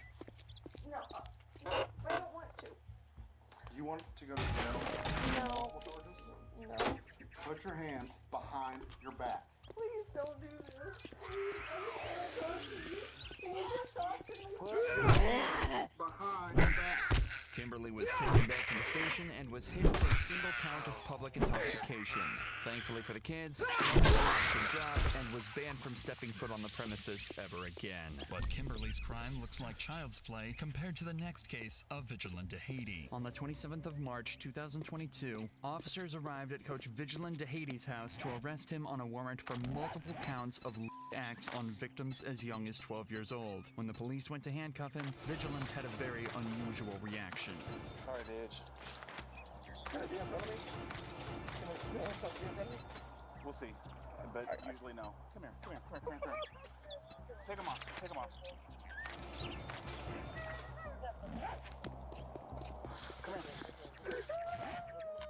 here. The man accused of harassing multiple children bursts into tears while being arrested. A pathetic action, especially when you consider the nature of his crimes. I'm going to share some information with you, alright? You're not handcuffed right now. I want you to remain calm and be cool, okay? It's for your arrest. It's out of Lake County. Okay, so your beef is not with us. Okay? I understand, Sergeant House and you have a relationship, so you want to maintain professionalism and respect. The officer tries to calm Vigilant down and says that they will do their best to remain respectful and professional. What's strange about this case, though, is that the sergeant whose body cam is being displayed is actually good friends with Vigilant, hence the polite treatment and the lack of handcuffs at this time. Treated so well that he received a call from his wife in the middle of his arrest. Hey, I'm with Jerry. So, you know how you can call back in a few minutes. Okay, they said we can call you back in a few minutes. Listen, I'm gonna find your back, but I got these. So I'll fix your wrist, okay?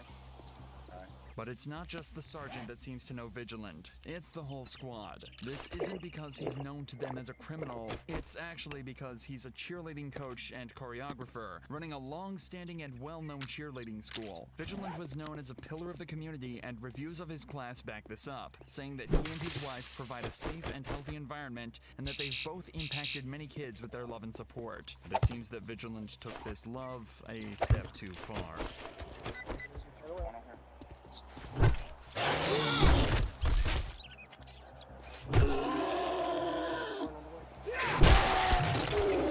You may think that Vigilant's tears are meant to imply that he's anxious and shocked about this whole situation, but notice how he hasn't once asked what charges the warrant is for. Vigilant actually knows exactly why he's being arrested, and these tears aren't remorseful ones. They're of regret and terror, as he's likely heard stories about what happened in prison. It's gonna be a few hours. I'm being 100% honest with you, Vigil. I don't want to hide anything from you. Worst case scenario, if they're going to extradite you, you'll have to stay. That means take you to Lake County. You'll have to wait at the Orange County jail until they transfer you to Lake County, and you'll get bonded out in Lake County. And it's a 50-50 shot. I don't know how they do it. I don't know the process or how they decide it. I'm just letting you know there's a possibility that you might have to stay there till Monday or Tuesday until you go to Lake County. If Vigilant is shocked at this news, it's hard to imagine what he was feeling after he was told he'd be spending up to 2 years in prison for his crimes. And it's not as if he's innocent of this either. Since his arrest, multiple girls have come forward to testify against him. In 2023, Vigilant entered a guilty plea, awaiting sentencing. But unlike Vigilant, Julio Soto wasn't allowed to get him that easily, choosing instead to cover up his depraved Oh, you crimes in the bastard! interrogation.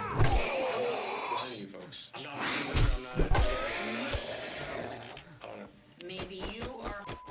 In March 2019, a female student told her friends that her 49-year-old teacher had touched her inappropriately the previous month. Soto had pulled her aside from her piano class, given the test she had taken. But when they were alone in the room, he touched her inappropriately. Soto was then arrested a month later on a warrant and was brought in for interrogation.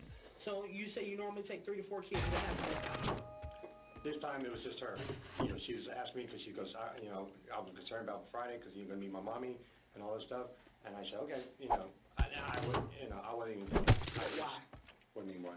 If you're gonna take a female student to your classroom, you didn't think like, let me just grab another. And honestly, I just wanted to get her work done, get her, and then go back to specials. I'm doing great.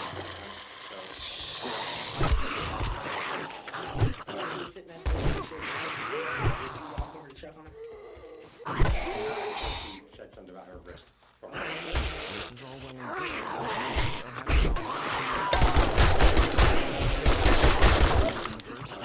Things already aren't adding up, and they have to figure Bastards. this out. Was she the only one in the classroom? Yes. Do you take kids? No, that's what I was telling them. Normally I try to get a couple kids, and I was just.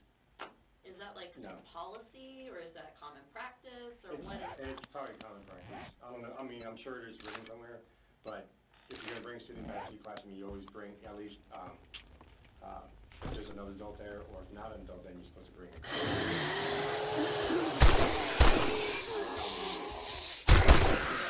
That's why I said that's my bad. You know, I'll get it. You know, if I was all I did was trying to. I knew parents were coming. I just wanted her to get this stuff done, and then. Mother. This is where he sees It's like a black cover. What is it for? Oh, that's for active challenge. Do you normally have yours drawn? It's always up. Okay. It's always up? Yep. Unless we have an active challenge and we put it down, or when the kids play with it after school. Because it's only taped. Okay. Do you ever if you're in the classroom with the student, you notice it's down with you? Oh yeah. No.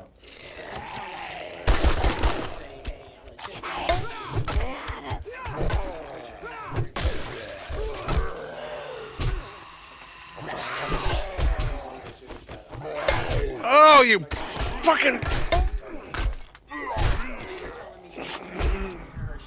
Yes.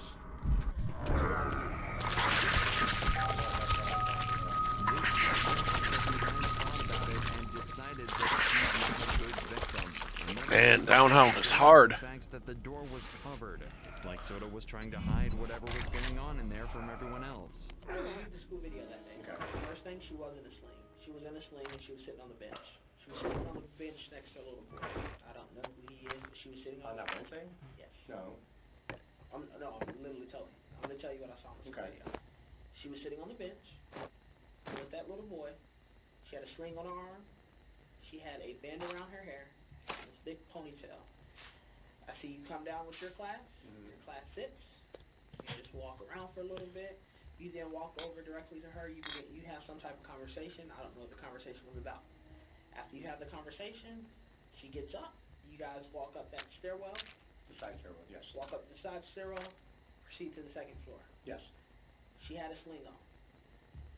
I honestly don't remember the sling. Okay. I knew it was the week before, but She had a sling on that day.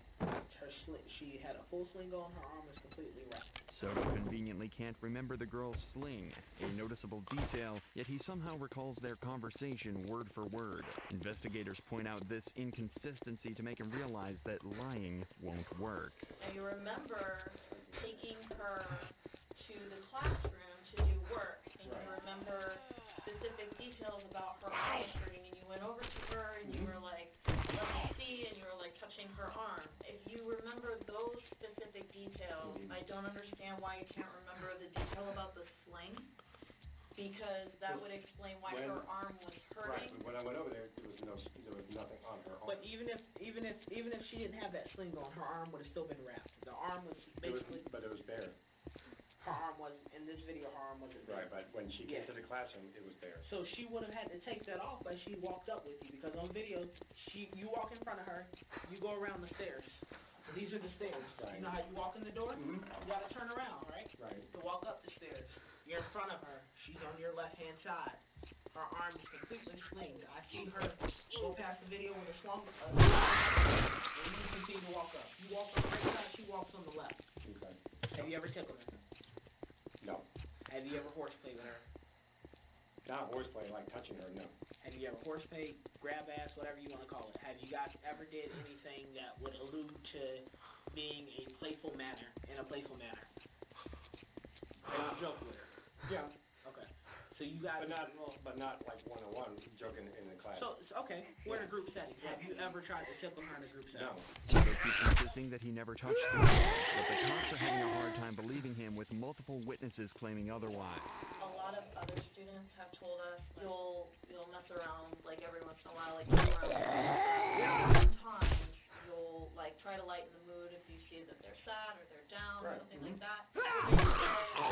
Call it like a tickle, like a tickling thing where you're like, I'm gonna get you. But I've never touched anything appropriate. I got more than 8 kids who told me that you said, hey, I'm gonna get your tickle spot and you poke them. Have you ever said I'm gonna get your tickle spot? Honestly, I don't know. Okay. I mean, I may have, but I don't. If I had a Bible, I would put it right there. I'm sure you probably hear this all the time, but I would never touch a girl or boy, for that matter, in any inappropriate area. But now he's backtracking, claiming he didn't touch them inappropriately. If he believed he could bluff his way out, he'd stick to his initial denial, but unfortunately for him, there were witnesses to everything. Have you ever received a complaint from any student on campus? Yeah, like I told you about 2 years ago. And what was that complaint exactly? Yeah. Okay, so you have tickled students. No, not her. There have been complaints from multiple students who said that they've heard and seen you gesture toward other students, making comments about their bodies. Oh my God. Have you ever done something like that? When confronted about the accusations of improper student touching, Soto pretends to be shocked. These students come from different classrooms and grades, making it impossible for them to come up with a made-up story. So are these kids all lying on you? You don't, well, that... I know. Well, hold on one second. You said lying, but earlier you told me that if you were to ever do something, you know that she would be the one who would just go out there and tell the world. Exactly. So why is she telling the world? I don't know. That's why I'm very confused and upset. But one of the kids that said that you were one of her favorite teachers. Literally said that you're the world, and she had so much fun in your class. I tried to. So why the lie? I don't know. That's all. Well, I don't know why they lie. Right. And I don't know why it's a whole bunch of people telling me the same story. I've been doing this job for going on 11 years. And when details and stories don't change, there's usually something to it. So what I want to do is... It fucking figures you're my last customer. This day can't get any worse. This monster. Okay. Hang on. I want you to paint yourself maybe as the person who may have made a mistake. The cop even allowed him to claim it was a mistake, but Soto was not budging. I got some shit work for a fuck up. Well, don't just stand there with your thumb up your ass. Go do the goddamn job. Over her, glaze over her shoulders or something. Just tell me. I have no problem with that. Because that's not inappropriate touching. Right. I have no problem with that. Like I told you last night, I have no problem. I make a mistake. I'll confess up to it. Yeah. But if I know I truly didn't do something... Her grades. She went from an A student, I mean high marks. She was doing extremely well. And then, as strange as it is, right after this February 13th, this Wednesday, this specific date that we're focused so hard on right now, we've been talking about for the last, hour, why are her grades plummeting? I don't know. I mean, 60s. I mean, like, Well, she's doing terribly now in And your that's class. why we had to talk with the parents, with the 504. But the 504 talk happened on a Friday, Correct, yes. long before her grades started plummeting. The significant drop in the girl's grades is a concerning sign that something traumatic might have occurred, and the timing is too good for it to be a coincidence. Soto tried to act like the time alone with the students wasn't a big deal, but the investigator pointed out it was enough time for something bad to happen. She was only in my classroom roughly 15 minutes. So there's still good... 15 minutes is long enough. Oh, I'm not disagreeing with you folks. You gotta give me something here. Because you're not giving me explanation as to why this child was in that room with you for 15 minutes. Right. Will you not tell anybody? I would think you would say, hey, you wanna come over real quick and we can go over some lesson plans? Right. Hey, let me grab a couple of students who need to catch up on. And that's what I said. I said that was my bad because I was just trying to rush and get through. I wasn't thinking. But that's not what that happened. What are you rushing to get through? No, just get through to get everything done. So these kids were telling me that you're making comments about their bodies. Multiple kids are lying. Multiple kids are telling me that that you've reached and you've touched them in inappropriate places. Those kids are lying. This teacher in the world is telling me that you have touched her and now she's lying. So it's the world against you. I'm just telling you what I know. Soto keeps claiming he can't recall touching children that way and doesn't understand why his story differs from others. So the investigator quit the friendly approach, pressing him harder, hoping to get something out of him. You did make a mistake when you commented about these girls talked about their bodies. You did make a mistake when you reached out and you touched these students. You made a mistake. I get mistakes. I don't think you're a bad person. I don't want to think that about you. I appreciate I that. need you to help me, though. Even if I said this, is that it? That's not a crime. Not that I... So did you say it? Maybe. I don't know. I think you did, but it's not a crime to make a comment. It's not a crime. So did you say it? I don't know. Maybe. I don't know. Maybe and I don't know are two different things. Did you say it? I don't know. I think you do know. I'm sorry. It's I don't know. I could have. I don't know. You could have. I could have. I just don't know. Soto's story is slowly falling apart, and the detectives are closing in on the truth. However, what Soto accidentally admitted to next might just be the final nail in his coffin. Why are the cameras showing me what you're telling me? No. You don't know? If the camera is in your classroom and it's showing us what she told us, how don't you know? Why can't you explain that to me? I don't know. You have to know either you did it or you didn't, and the camera shows you did it. So tell me what happened, why you did it. Tell me why. I know it happened. I know it did. I watched it. Why?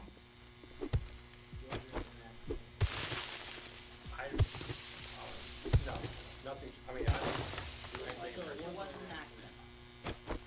To touch her?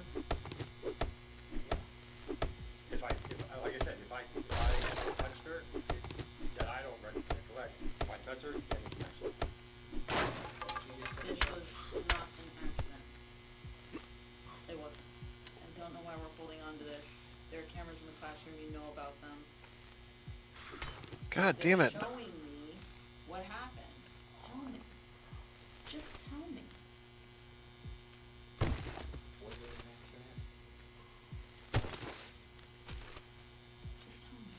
It was at this point that Soto realized he was playing with fire for far too long, so he finally did the smart thing and asked for his lawyer.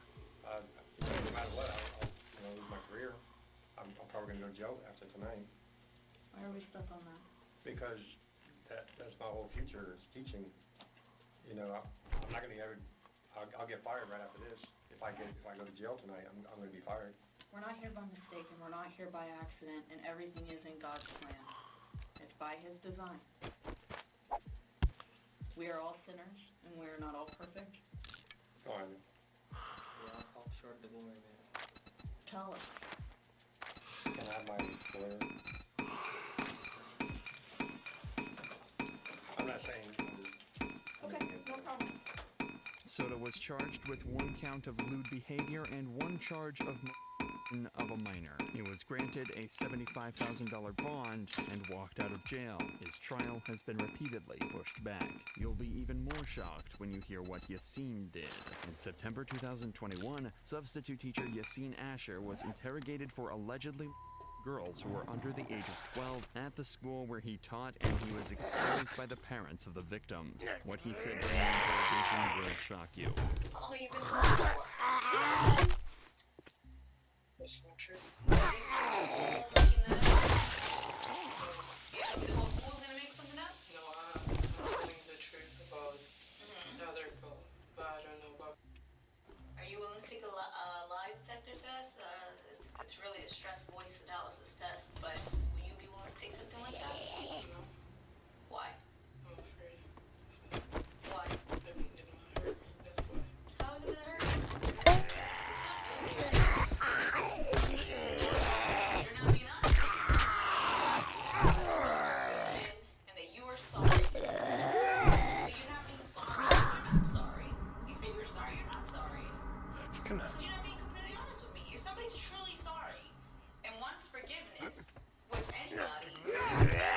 Oh, you motherfucker. Great at first. He didn't admit to the accusations and just kept apologizing. It seems suspicious because if he were truly innocent, there wouldn't be the need for all the constant apologies. Why do you keep on, like, hiding things? These kids, what did I tell you earlier? That sooner or later, everything comes out. But I really didn't do that. What else is in there? Video. God damn it. I will not see you touching anybody that day you substitute. The second the officer mentioned video evidence, we saw Yassine look shocked. It's like he was surprised by the investigative abilities of the officers, and he didn't expect them to have actual proof. Yassine continued acting innocent, but the investigator still pressed him for a confession. Some random girl that does not even know the other students is randomly gonna say the same thing. That is just a coincidence? Are you gonna sit there and lie still, or are you gonna be honest? And after a while, he finally admitted to his crimes. If you thought Yassine couldn't make the matter worse, you won't believe what he said next. Just touched her. Like what? Wait, hand on the table. Touched her. She said 2 minutes. Did you leave it there, or something else? Okay. Was she not there?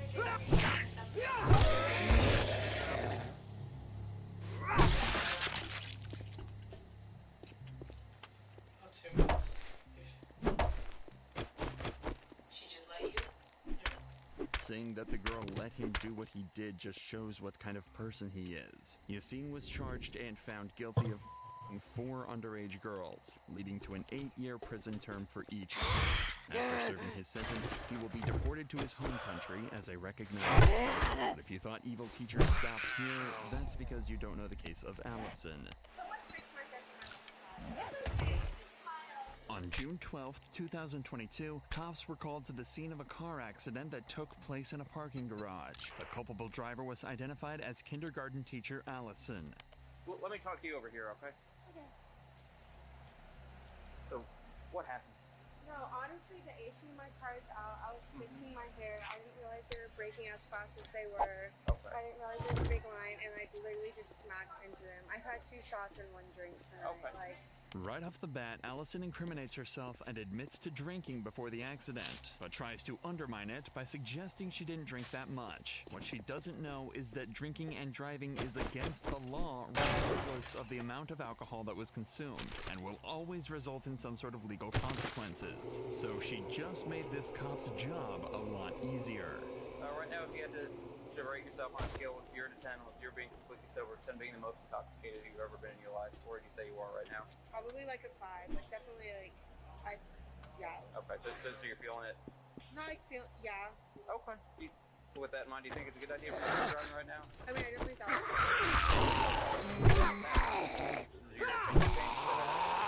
I mean, no, because I was genuinely finishing my, like I said, like the AC in my car was out. I was fixing, I was stupid. Okay. Gotcha. God damn it! Probably not, because I am an education major, okay. and I, do care. Like, I would never care so, for any kids intoxicated ever. Okay, so you think because you are intoxicated, it's probably not safe to be driving kids? Not kids around, no. Okay. I would never want to have Gotcha. other lives reliable. Would you be willing to do a couple tests to make sure it's good for you to be driving tonight? Okay. Allison confidently agrees to the field sobriety tests, thinking that being a 5 out of 10 sober is enough for her to drive. But in reality, any amount of alcohol consumed can have a negative effect on the ability to safely operate a vehicle. And after performing the field sobriety tests, the officer confirmed that Allison wasn't safe to drive. However, she has a different opinion. How did you think you did on those tests? Okay. Felt like you did fine? Like, if you had to rate yourself, what are we talking like 60%, 70%, 80%, 90%? Probably like at 8, like at least past that. So like 8 out of 10? Yeah. Okay. How the fuck am I supposed to get up there? An 8 out of 10 is necessarily safe if there's a 20% chance you might be running somebody over or hurting yourself. Like, obviously all of my friends do this and she's like 100% okay to drive. Like, okay. Yes, I thought I was okay to Okay. Based on everything that's happened tonight, okay, with the crash that happened here, signed an intoxication on scene, performance on these tests, I don't think it's safe to be driving. Okay? Can I have my friend? Nope. But we're back. You're under DWI right now. The officer immediately concluded that she was fit to drive and placed her under arrest. He expects that Allison would feel at least a little guilty, but that wasn't the case. She went from crying to smiling and dancing with her friends.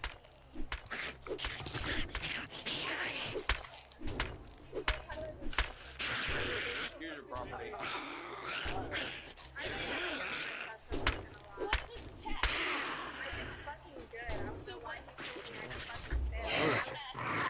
Here we go.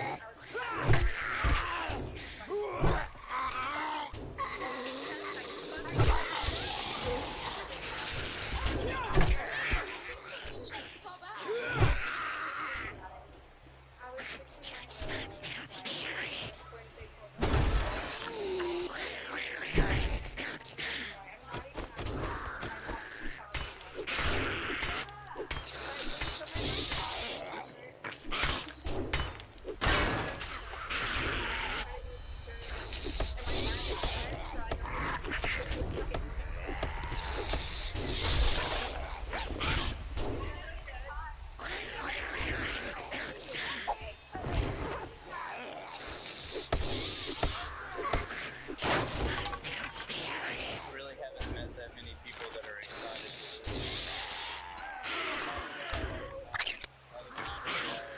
Posing for pictures while getting arrested and having a mug shot on a t-shirt is probably not the best look for a kindergarten teacher. Allison was taken to a jail facility where she would spend the rest of her night. She faces charges of DWI and for first-time offenders, her bail bond can be up to $3,000. These are the disgusting crimes committed by teachers. What happens when it's a school principal who commits the crime?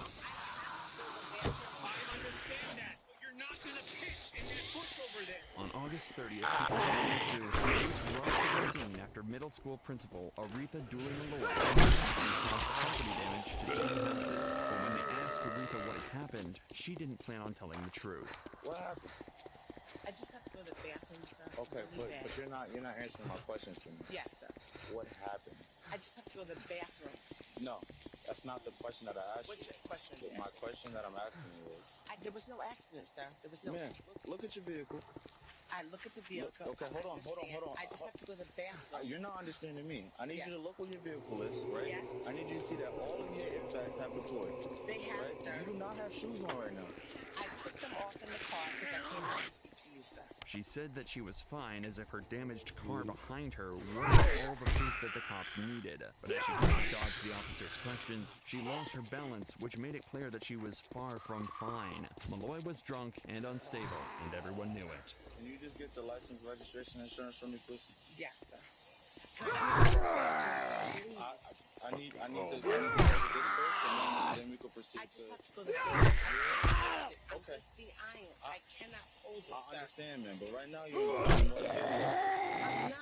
Driveway. You are. This is not your driveway. Is this It's your not driveway? my driveway. I pulled over because they asked me to pull over. I have to go to the bathroom. I'm just asking you, can I please go to the bathroom, sir? No. That's all I have to do. And let me ask you a question. Yes, sir. Okay. Have you been drinking today? Earlier today, I was. Earlier today, you got. Yes, sir. I can't do this, please. I'm sorry. I'm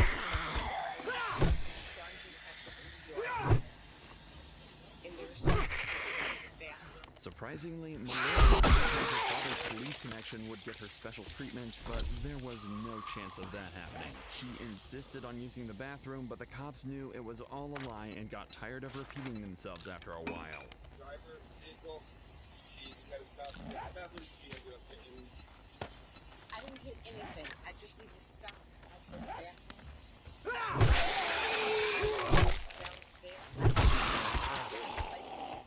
It fell there. It fell where, man?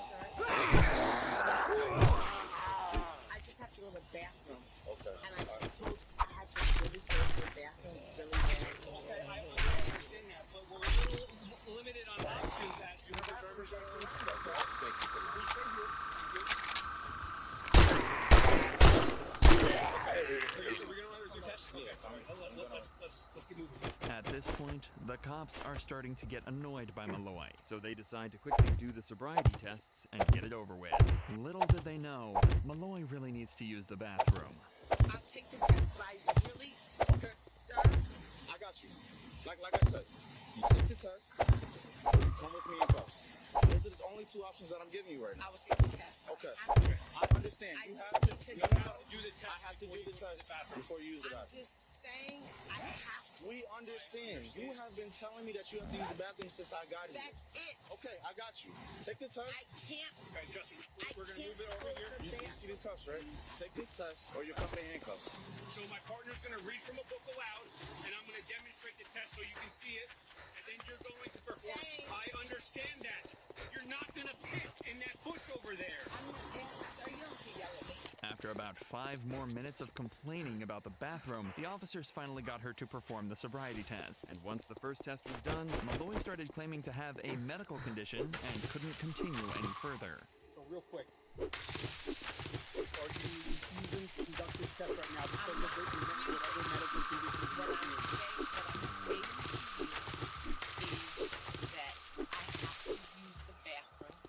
Let me ask you this: are you able to perform this test?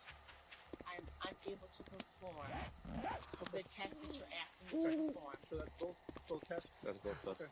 But I can do what I've been asked to. Okay. Ma'am, just do me a favor, turn around. Put your arms behind your back. Okay, I can do it. No, sir, I can do it. Going from having a medical condition to being fine is impressive. However, it was too late for Malloy, and after a little resistance, she was arrested and put in the back of the car. But back in the station, she wasn't done fighting yet. I think there's a little confusion of what's going on. I'm gonna say this one more time. Last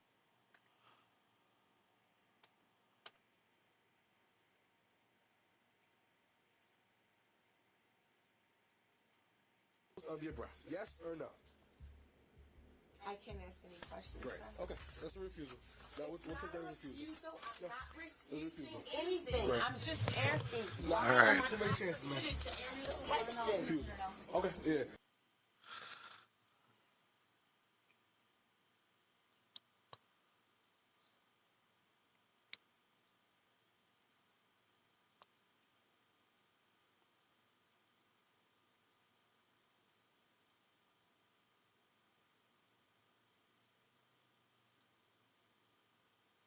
All right, Jake.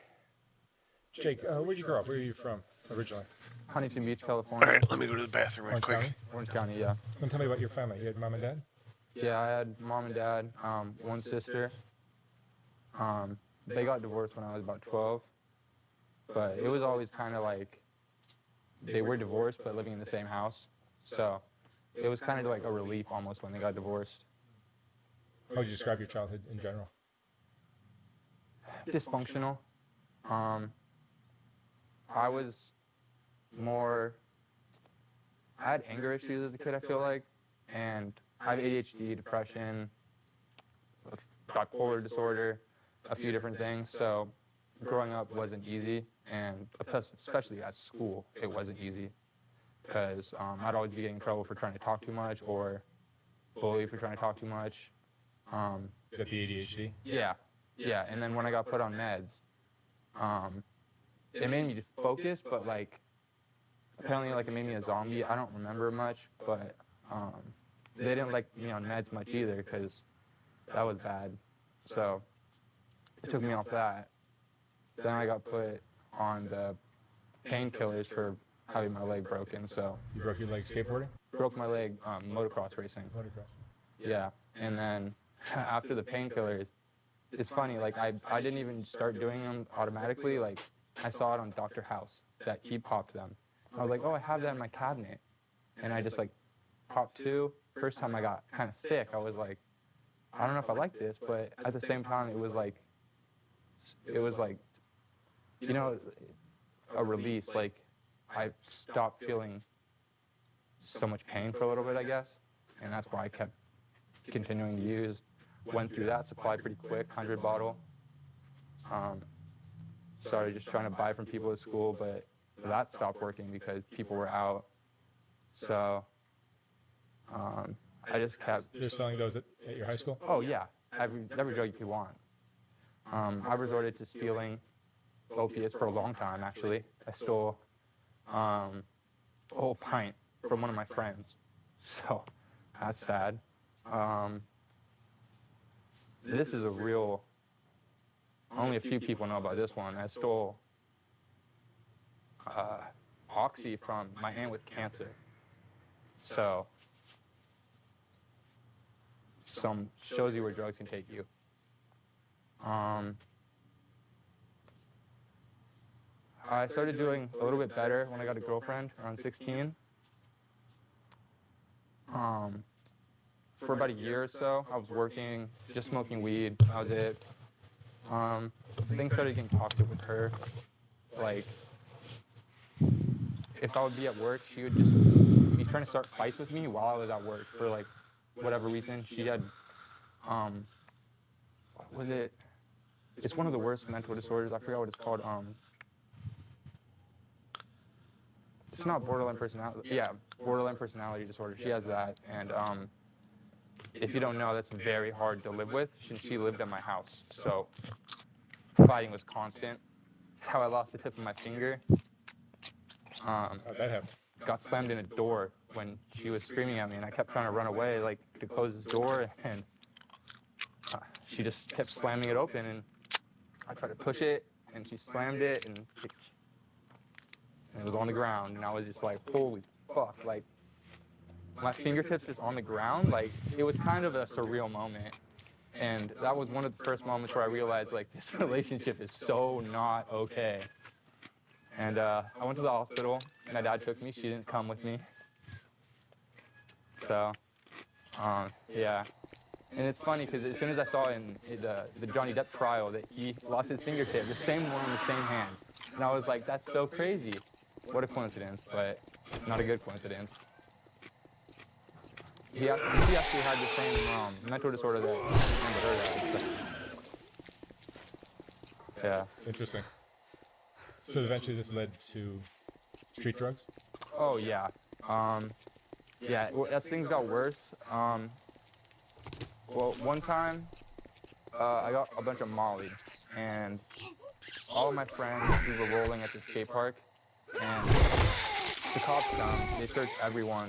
Luckily, it was in my backpack, but everyone was on drugs, and, like, I didn't know how they didn't notice, but I got to go home, and, like, I just raced home, and then that night, I went home and did, like, all the Molly, and if you don't know what happens after that, it's, like, the worst come down in your life. Like, you feel like you just want to kill yourself, like, no serotonin in your brain at all. And after that, instead of just picking up weed like I normally would, I just got coke. And then I binged on coke for a week. And then after that, that come down, adding on to the other come down, was, like, I couldn't handle it. I went and got some Xanax bars from the skate park, came home, popped 3. The next morning, if you don't know what bar rage is, I got into bar rage. I woke up and I was just really mad, and I started just, like, fucking shit up, and cops came and I got arrested for 6 months. So that was the longest time I've ever been sober, was that stint. Being in jail? Yeah. Juvenile hall, actually. I turned 18 in juvenile hall. That was a weird birthday. But honestly, I wouldn't change it. I would still have gone because I feel like it made me a better person. It made me reevaluate some things. Even though I came out and I started to use again, while I was in, I was, like, working out instead of using drugs to, you know, fight those demons or whatever. And that was helping a lot. I came out a lot bigger than I went in because I was binging on coke and stuff. So I came in all skinny. Came out, like, pretty good, healthy. Not much else to do in there? Yeah, exactly. So workout. So yeah, and after I got out, I wanted to be sober, but, like, everyone that I knew was smoking weed, and they were like, "Oh, you can just smoke weed. Like, you can just smoke weed." And, like, I kept telling them, "I don't think I can. I really don't think I can just smoke weed." But eventually, I gave in, started smoking weed again. And that same day that I started smoking weed, it went all crazy. I started drinking alcohol. I popped some Klonopin. I got in a car crash. At the beach. I backed into some guy's car, and it was like smashed in. I was so scared. I hurt him or something, and I got out and like I was just like very intoxicated, but I dealt with it somehow still. And like I just had to drive home, and like I felt so bad. I was like, what the fuck can I do other than just give him my information? Like, and that was like, I would say it's a wake up call, but it didn't wake me up. I kept doing it, so it kept getting worse from that point. A little bit after that, my grandpa passed away, and I had to watch him pass away. We went to Texas, and for 2 weeks, watched him fade away in front of us, and that was really weird. And to try to deal with that, I popped I tried to buy some Xanax to bring so I could deal with it better when I was out there, and I ended up taking all the Xanax that night, all 10, and I drove to my friend's house. And I don't remember driving there, or all I remember is stumbling in the door and no one saying a word to me. Everyone was just staring at me like, what the fuck? What the fuck's going on? Like, and I was just pissed off that no one said anything to me. So I just got up and left again. Somehow I drove home. Didn't get in a car crash. I don't know how many times I've driven home and I don't remember a thing about it. And I just somehow woke up in my bed and my car's outside. Sometimes it was parked pretty fucked up, but I didn't kill anyone, luckily. So after my grandpa died, I started using heroin. That was the first time I used heroin. I went to his funeral on heroin. I don't know how much my family knew about it, but my ex said that they probably all knew. It was pretty obvious, she said. And yeah, I came back. I started to use fentanyl for the first time. I was at 17, and I only used it for about a week. And I was in the living room talking, and I guess I nodded out in front of my whole family, just like. And then I woke up with like my dad shouting at me like, "What the fuck are you on? Like, what the fuck?" And then like he didn't let it go. He was like, "If you don't stop this, you're out of the house. You're out of the house if you don't stop it." And I stopped. I went through the withdrawals. I used kratom. My ex helped me through it the whole time. And then the sad thing is I didn't stay sober. I just hopped onto Adderall because I started going to college as a way to like, my dad was like, either get a job or just go to school. You gotta do something now that you're off heroin again. You can't just be sitting in my house. So I started to go to college again. Originally, I was just taking Adderall because I have ADHD and I literally cannot focus. I tried to go a few days and I could not focus at all. And it was sad. I really wanted to be able to focus, but like it's just not, I don't have the ability to. And so I tried to start taking Adderall and I was able to focus. I was able to retain the information. It was working. Like I was so happy that this first time, like I didn't really remember taking it as a kid much, but taking it, starting again, it was like, I can actually like, I can sit and do things. I'm motivated. I haven't been able to do any of this my whole life. So I loved it. And the Adderall dealer moved away and everyone always said like, it's so close to meth. Like meth and Adderall are the same thing. They're not the same thing, but I started doing meth and it got a lot worse. It went from me taking Adderall to make clothes and do homework and stuff for college to me doing meth and playing video games all day long, or me doing meth and doing shit I shouldn't be doing behind my girlfriend's back. Not cheating, but stuff I shouldn't be doing. That was one of the main things in our relationship that fucked it up, was me using meth. It was already a bad relationship, but the meth made everything so much worse, because when she would be angry, instead of me being calm and trying to deal with her being upset, I would also be extremely angry and I wouldn't be able to control it. So she would start throwing blows and I would just try to be pushing her out of the room, and like it was not good. Like my dad had to physically like escort her out of my house multiple times. She broke down my door one time and left a scar on my face. Like broke it down and it hit my face and left a scar. She tried to kill herself in my bed. Almost successfully. She stole my bars, popped 10 of those, walked down to the liquor store, stole some Hennessy, down that, and I come in to my room, and she's just like, didn't look like she was alive, and I started like pushing on her, and like she wasn't breathing. That was terrifying. I was tripping on that. I was tripping after that day. I was on 2CB and snapped me out of it real quick. I got sober real quick. I just started to like push on her chest. Like, I don't know how to do CPR, but I tried, and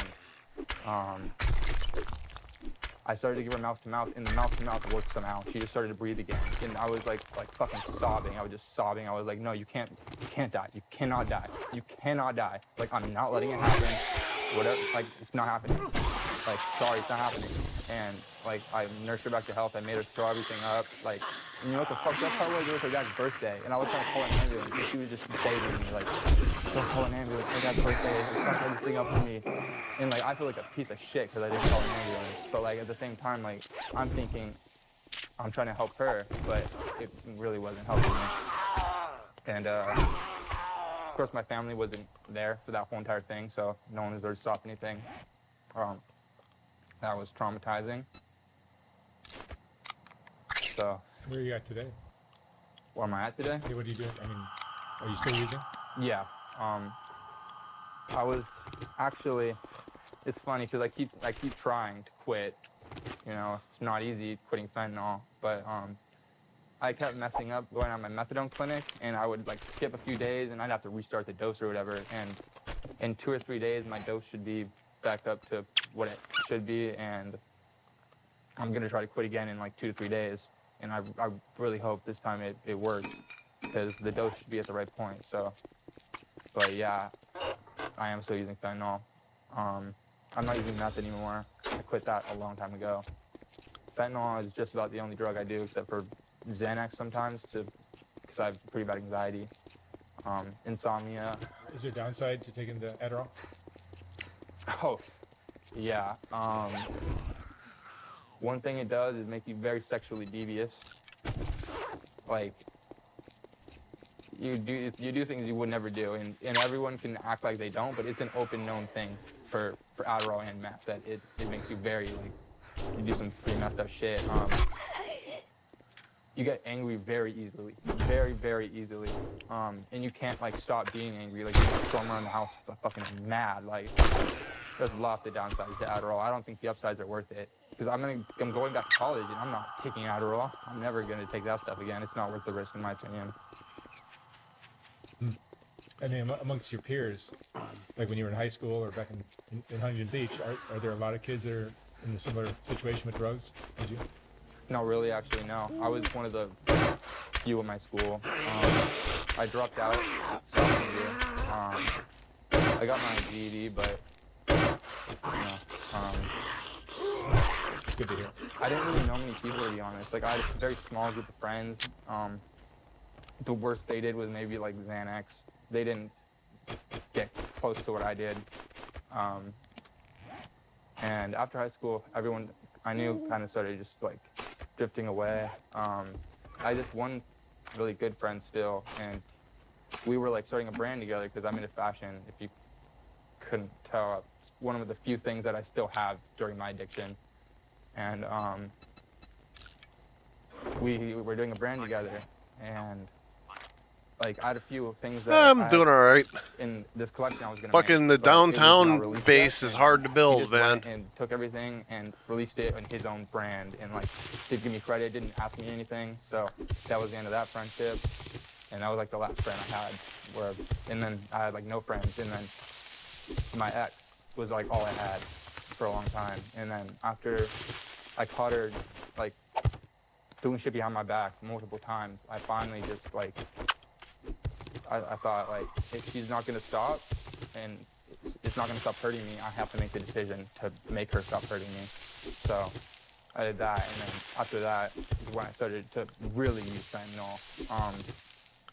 Right after that breakup, that's the first time that I used fentanyl in a few years. That's how it started. This current addiction was that breakup. It took the pain away completely. 100% took the pain away. So it was helpful.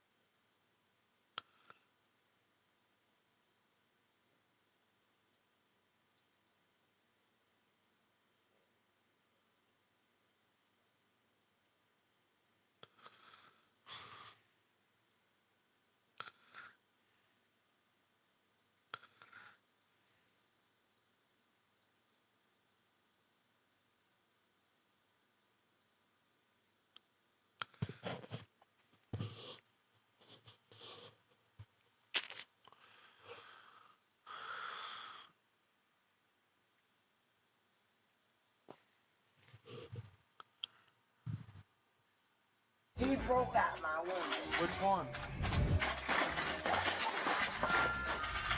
Catching criminals is tough, but sometimes the real challenge Hey, isn't God, the I'm gonna proof, take a it's smoke keeping break a here. straight face and not bursting in laughter. You were higher than twice the legal limit. Twice the legal minute? What? What am I under arrest for? Be quiet the rest of the night. You want me to be DUI, but I'm not. Today, Detective Dell is taking us through 5 hilarious arrests that will have you laughing out loud. Fair warning though, your jaws may hurt from the endless chuckles. Having a friendly chat with your neighbor isn't uncommon, but when this elderly man tried saying hello, things got crappy real quick. I don't understand. She slammed this bag of shit in my face, and I pushed backwards, and then I tried to push her away, and my hand got caught in her long hair on this side. On October 8th, 2023, a 76-year-old man dialed 911 to report an utterly bizarre incident. It turns out his neighbor, Kaylee Robertson, was strolling with her dog in a St. Petersburg lot when a casual good morning from him made her go nuts. Robertson grabbed her dog's feces from a bag and smeared it all over his face. The police arrived to find the poor man still covered in dog excrement, wondering what on earth he did wrong. What's going on? I have a dog. Okay. I walk my Goddamn dog. crazy.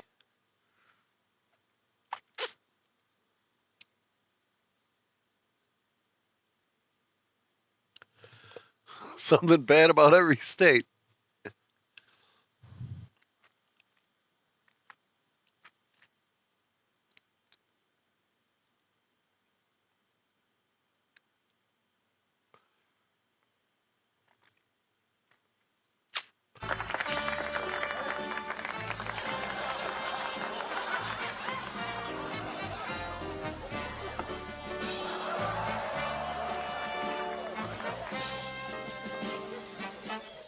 Thank you, my darling, for that wonderful introduction.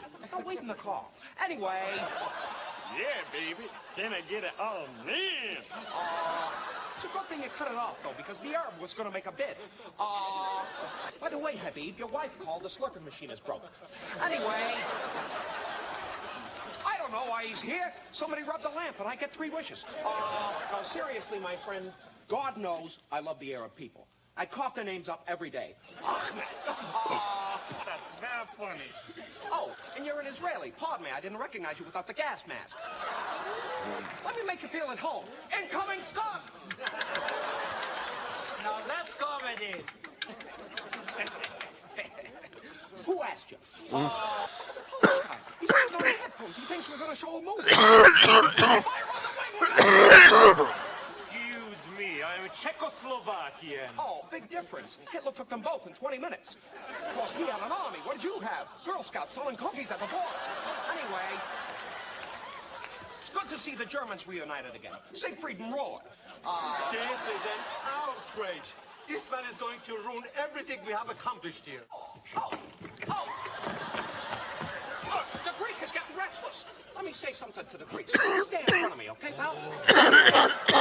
Seriously, you're a big dog. I want to be more like the Irish guy. I love the Irish. Oh,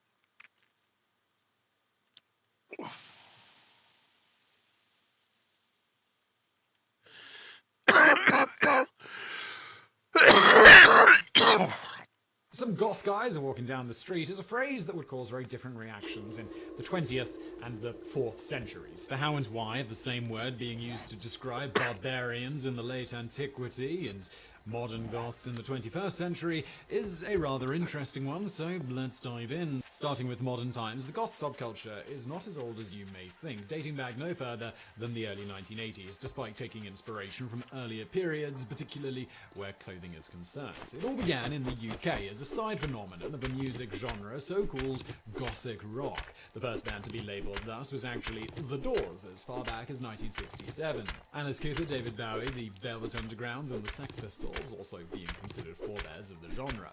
The album to be called the first goth album was Nico's The Marble Index from 1968, with the singer's looks becoming a prototype for the subculture to follow, as well as the 1976 debut of The Damned, whose vocalist Dave Vanian deliberately played on his former occupation as a gravedigger and dressed like a vampire. However, as a distinct music style, gothic rock did not pick up real steam until the late 1970s and early 1980s, with notable artists beginning with Siouxsie and the Banshees and extending to the likes of Joy Division, Bauhaus, and The Cure. An important date in its history is July the 21st, 1982, when the Batcave Club opens in London, providing a venue for the scene and leading to its rise in popularity. Anne Rice's 1976 novel Interview with a Vampire also played its part by giving a popular platform to the romanticizing of the darkly supernatural but sensitive protagonist. As its own genre, gothic rock took inspiration from 19th century gothic literature and its themes, generally sounding darker, more melancholic, or dramatic. In the lyrics, death, tragedy, and the supernatural were also romanticized, and the present state of the world condemned and rejected. Elements and tropes from horror films further shaped the look and sound of the artists and their fans. Music is, in fact, still a big part of the goth scene, though tastes have diversified and now also include dark wave, cold wave, and ethereal wave, as well as death rock and post-punk. As for fashion, in the words of Ted Polhamuse, goth fashion is a profusion of black velvets, lace, fishnets, and leather tinged with scarlet or purple, accessorized with tightly laced corsets, gloves, precarious stilettos, and silver jewelry depicting religious or occult themes. The fact that these fashion choices are made by both male and female goths is only one component of non-compliance with traditional perceptions of gender and sexuality. The modern goth subculture has, of course, not remained in the UK alone, but spread throughout the world. As for the name itself being applied, as nice as it would be to have an easy explanation for the origin of the term, it has undergone a lot of change. For example, in the 20th century, it merely translated to what was to be found as gothic, meaning old-fashioned, slightly scary, with the air of brooding darkness. Literature and art forms from that time mainly deems buildings with tall windows, abandoned and haunted mansions, and other such edifices of dark allure as gothic. So how did this term come to be applied to such architecture and literature? These are in some way or another misleadingly associated with a real people, the Goths, going back a couple of thousand years. The first misconception has to do with the dubbing of medieval art as Gothic. This goes as follows. During the medieval times in Europe, one of the first major developments in architecture was the so-called Romanesque art, which to some extent can be seen as a combination of late antiquity. For example, in buildings you can notice this by the rounded arches and the heavy form. As time passed, however, architects began experimenting, especially wanting to construct the large cathedrals of the 12th and 13th centuries as a staple of innovation and power of the cities building them. Amongst the innovations was the use of the flying buttresses, so that the load of each huge church or building would be spread out at the side piers. With this technique, you can have a very tall nave as well as more windows, but they have to be long and narrow. The other innovation, coming from the east, possibly during the Crusades, was the pointed arch, strongly contributing to that distinctive feel of what we call Gothic, used in doors and rib vaults in churches, castles, and any type of building. In painting and sculpture, despite their painful attention to detail, like each hair individually painted in some examples, they did not emphasize naturalism or expression in favor of the stilled forms that we today perceive as apathy and sometimes as unsettling. Furthermore, the paintings lacked the feeling of space, as if everything was on the foreground. It should be clear that these developments were done not by any invading Gothic tribes. Rather, centres for this were France and Flanders, though many examples are known from Italy. With the dawn of the Renaissance in Italy in the 14th and especially in the 15th century, it was all the rage to return to the lifelike splendid Greco-Roman standards for the arts, which glorified life and movement in contrast to the older medieval art. Somewhere along long there, an arrogance towards this edgy non-smoothness of the Gothic appeared, and hence its name, referring to the Goths who, to the popular mind, had destroyed and vandalized the ancient civilization along with its art. The ragged edges of the Gothic churches were thus seen as barbaric by the people of that time, even though it was their grandfathers who had created them. In the common mind, the false association was made that these Gothic structures and painting style had replaced the Greco-Roman one, and hence the word Gothic was used as a slur to denote the unrefined. It was a Renaissance-era burn for someone to call your mama's house Gothic. In any event, 4 centuries later, around the 1800s, what had started as a revolution had slowly become establishment in turn. Classicism saw itself as a continuation of the Renaissance ideals in art and architecture. This ranged from classical music to the Corinthian columns of the United States Senate or national capital columns. Around that time, along with the revolutionary spirit, there was an awakening in art, looking back at the slightly ragged past and finding appreciation in Gothic church ruins, even in traditionally romantic painters.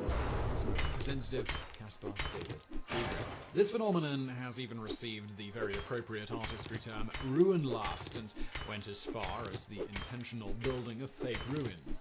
These might have the style of Greek temples right next to parts of medieval castles. As one may guess, the imitation is not the purpose here, but rather the evocation of the lost past and all the things that Additionally, distinctly so-called Gothic elements began to appear in the otherwise peaceful landscape settings, such as in the work of American painter John Quindor. And for some authors, Romanticism also simply wasn't emotional enough and needed a tad more darkness added to it, making their works priority, not simply beauty, but a range of feelings. The eerie and macabre came back into fashion, giving us Mary Shelley's Frankenstein right next to the sheer romantic drama of Lord Byron. Gothic novels emerged in the mid to late 1700s, with possibly the first example of one being The Castle of Otranto by Horace Walpole, but became properly popular in the 1800s and lasted into the early 1900s. During this time, notable authors include Emily Bronte, Edgar Allan Poe, Robert Louis Stevenson, Daphne du Maurier, Bram Stoker, and even Oscar Wilde in works such as The Picture of Dorian Gray. Protagonists were mostly isolated. There was a clear and particularly evil villain. The setting was the appropriate decaying Gothic edifice. There were elements of the supernatural, of mystery, horror, and romance. In short, an entirely new genre was invented, and so were many of our favourite horror villains, monsters, stories, and tropes. Music too began to shift, a transition from the joyful tunes of Mozart to angst-ridden Beethoven. One of the results of these tendencies of their time is the Gothic revival, or the Neo-Gothic, where Gothic arches appeared in modern buildings of the 19th century. This led to wildly evocative, if terribly impractical edifices such as Fontell Abbey, a vast building including a 90-metre tower conceptualised and realised by William Thomas Beckwood and architect James Watt. The trends overwhelmed Central Europe and spread to America as well. One of the building types emerging from this was the Victorian mansion. This type of rich house went out of favour in the early 20th century, and owing to economic factors, many deserted. Slowly, they began to be associated with the old, decaying nobility and became the archetype of the scary or even haunted house. Thus, the gap is bridged to the late 20th century's perception of Gothic as a gloomy, dark, noir-like element. Batman appears in Gotham. But what about the OG Goths themselves? We first encounter them as yet another time, with major places in modern Germany, France, and Belgium. As to the various individual names of these peoples, it's not always clear where they stem from. As in the case of the Swabians or native Thuringians, it is not clear if an acronym or ethnonym is a name they were given by someone else. The Goths were rather late in the historiography, prominent around the 3rd century, although mentions of them can be found much earlier, as some travellers mention the Gautones, people around the area of what is modern-day Poland. Additionally, Pliny the Elder quotes an even earlier source, the ancient Greek traveller Pythias, whose travels lead into the northern lands of Thule. At some point, he encounters the northern people called Briones, who traded in amber, whom some scholars identify with the Gautones people and the Goths. Trade in amber is a nice piece of evidence, as Scandinavia was a major exporter of amber from ancient times until today. Together with the early reference to Poland and the Vistula River, we have a location that is traditionally considered the home of the Goths, the Baltic. This is also supported by the early work of Getica, written by a citizen of the Eastern Roman Empire in the 6th century of Gothic origin called George Danes. Supporters of this theory show the island Gotland in South Sweden and some other places that bear their name as a possible origin, but of course this is not accepted by all. The Cherniakov culture of the later 3rd and 4th centuries AD beside the Black Sea, and the Polish and Belarusian Weibach cultures of the 1st and 3rd centuries provide evidence of a Gothic migration down the Vistula to the Black Sea, but no clear trail leads to Scandinavia. In any case, from somewhere in Northern Europe should be close enough for most people. As for the meaning, the various etymologies never agree with each other. One of the most common but also most boring concepts is that it just meant people. A slightly more out there hypothesis is that it meant the Cedars. Whatever the case, despite their late appearance, the Goths quickly developed into one of the main players in late antiquity, categorized into two main groups, one called the Ostrogoths, meaning the Goths of the east, since they ended up in Italy, and the other being called the Visigoths, meaning Goths of the west, since they ended up in Spain, but originally the Visigoths entered the game in the Balkans. The Visigoths crossed the Danube in the 370s, and in 378, in the Battle of Adrianople, the unthinkable happened. The Roman Emperor Valens not only was the first emperor to lose a battle within the empire, but also the first one to die in battle within it. After this shock, the group were left mostly unchecked, and the people relied on the walls of the cities to protect the populace, while the Visigoths went on pillaging and burning. Their leader, Alaric, finally even pillaged Rome in 410 AD. That said, it should be noted that despite their valiant efforts, which should give the Goths the prize for being the most prolific pillagers, our word for destruction is connected to the Vandals, who sacked Rome 40 years later. But, as always, there is another side. Out of all the Germanic people, the Goths were integrated the most into Roman society. With intermarriages with the Roman elite and positions within the army, the whole empire was under their rule in rather difficult times. Those leaders were never officially named emperors, as the Roman elite would not care for a low-class Goth to be emperor, but some personalities, such as Stilicho, in fact did have that job in all but name. Further, the Visigoths became foederati, allies of Rome, in 418, only 8 years after the sacking of the city. Also, they adopted Christianity at a very early stage in the late 4th century, being the first Germanic people to do so 100 years before the Franks. In this development, the missionary work of the bishop Ulfilas is noted, under whom the Bible was translated into the Gothic language around 350 AD, making it the first Bible in the Germanic language, a rather important event for linguists. This early translation gives a very interesting insight into the language, which is the oldest recorded Germanic language, of which English is a branch of. So, although incomprehensible to modern English speakers, some elements will seem familiar. As an example, haben is to have, given is to give.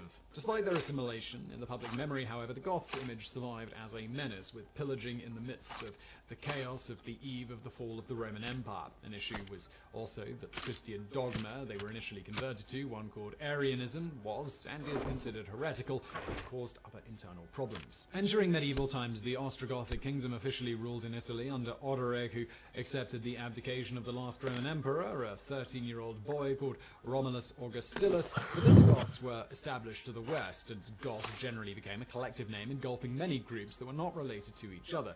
In this vein, the Gothic invasions also include the Vandals, Alans, etc. Slowly, they were assimilating into the various regions they inhabited, taking on the Italian and Spanish languages. One of their enduring legacies are some loanwords. For example, Italian has a number of words with Germanic rather than Latin origin. It should also be noted here briefly that a less celebrated branch of OG Goths is the Crimean Goths, who lasted into the 18th century in Crimea near the Balkans. Unlike some of their forebears, their impact on world history is minimal, with interactions mainly with the Slavic populations to the north and Byzantium to the south. Slowly, however, they disappeared, with the last mention of them being in the 1780s. No violence seems to be the cause of their downfall. They just seem to have integrated into the Crimean Tatar and Crimean Greek populations, but at least they've managed to make it to within 2 centuries of the modern Goth culture. In any event, after all this, one thing we can say for certain is that the original Gothic tribes would not feel a great kinship with the modern Gothic subculture or art and literature, and while particular pagan elements prevail in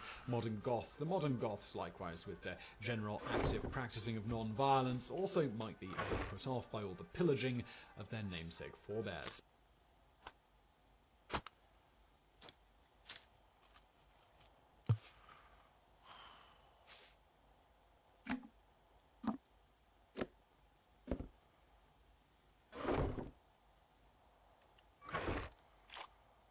While something like the Holocaust isn't exactly unprecedented in history, with mass genocide popping up an unnerving number of times the world over throughout humans humaning, perhaps no other instance of this has shocked the modern world more than the Nazis systematically murdering somewhere in the ballpark of 5 or 6 million Jewish people, along with another 5 or 6 million people of other backgrounds, such as the lesser talked about Romani genocide. In this one, the Nazis murdered upwards of 1 million Romani, which was about half the entire Romani population of Europe at the time.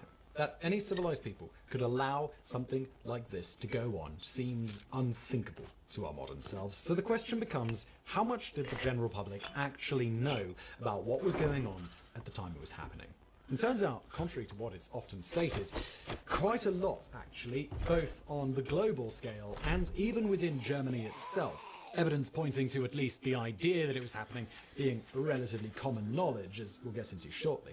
But also, paradoxically, by accounts from many people directly after the war, they didn't really know at all. So, well, which is true. To really get to the bottom of this, we must discuss events leading up to the other side of the recycling center, just like, you know, I'm crossing that bridge.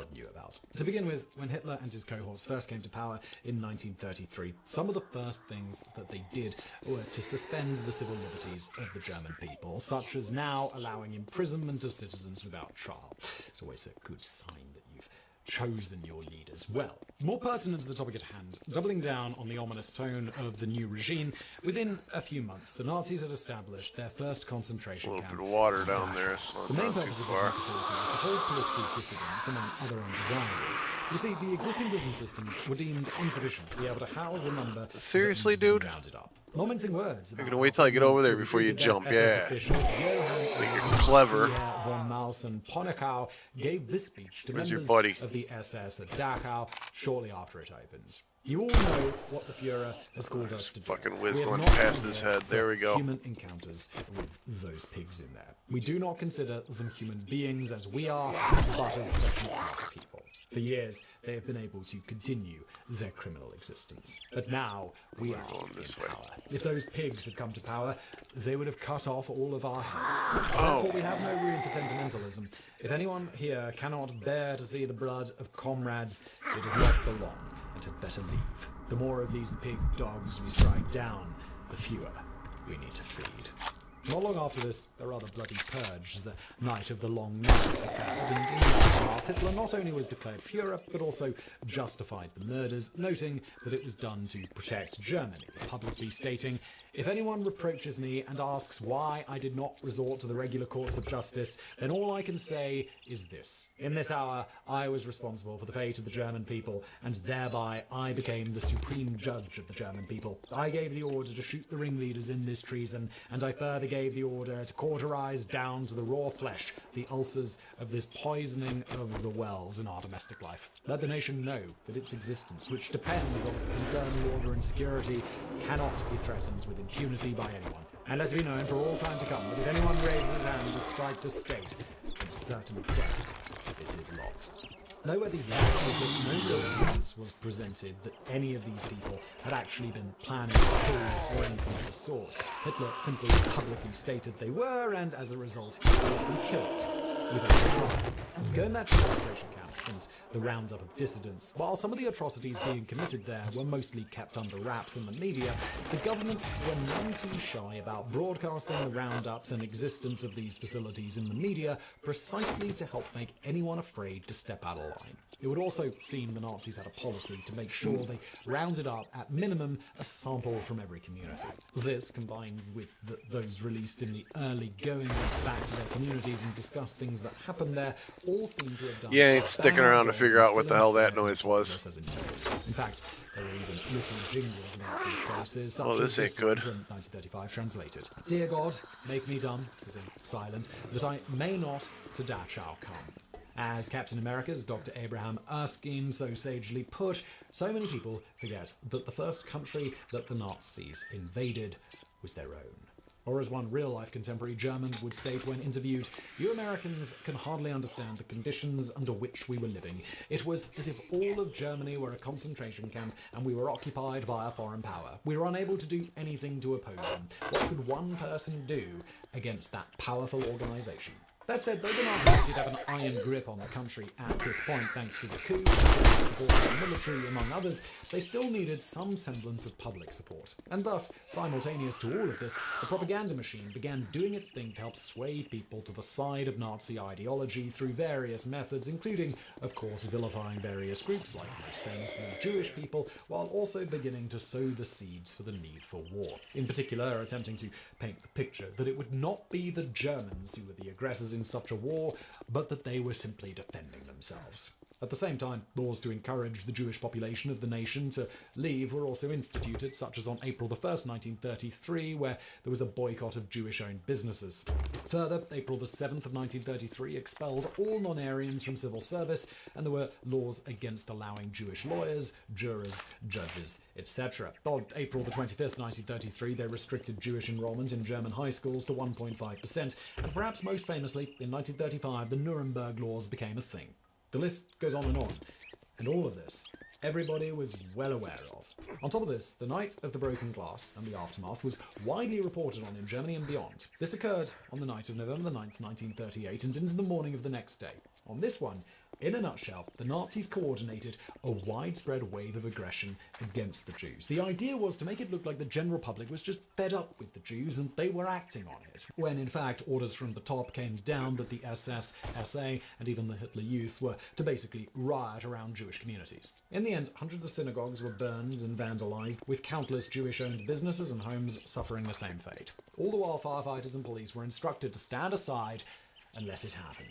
Doubling down on the awful, the next day approximately 30,000 Jews were arrested and sent to places like the Dachau concentration camp. The general point of it all seems to have been in line with simply trying to convince the Jews to leave the country in various brutal ways. On this one, those arrested whose families could show proof that they would be leaving the country soon seem to have been released without issue. On top of the extreme oppression of the Jewish people being common knowledge, the eventual euthanasia program against certain groups, like the so-called feeble-minded, was also well known once it was instituted. Illustrating both, we have the heroic tale of priest Bernhard Lichtenberg, who very publicly prayed for the Jews of the nation daily with his congregation, as well as openly protesting both their treatment and the Nazi euthanasia programs. Despite countless warnings that if he continued his very public denouncement of the Nazis and their actions, there would be severe consequences, he ignored this completely, and even in 1941 wrote a letter to the Minister of Public Health, Leonardo Conti, stating, "I, as a human being, a Christian, a priest and a German, demand of you, Chief Physician of the Reich, that you answer for the crimes that have been perpetrated at your bidding and with your consent, and which will call forth the vengeance of the Lord on the heads of the German people."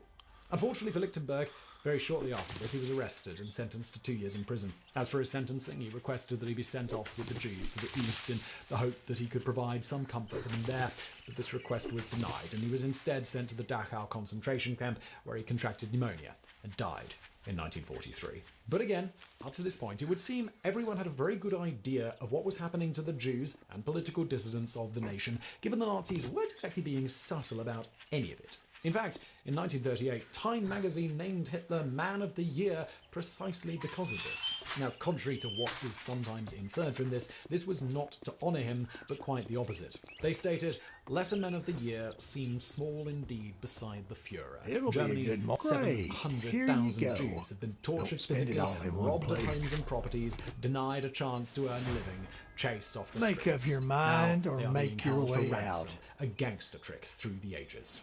They ended their article on the decision to name Hitler the Man of the Year on the ominous note, "To those who watched the closing events of the year, it seemed more than probable that the man of 1938 may make 1939 a year to be remembered."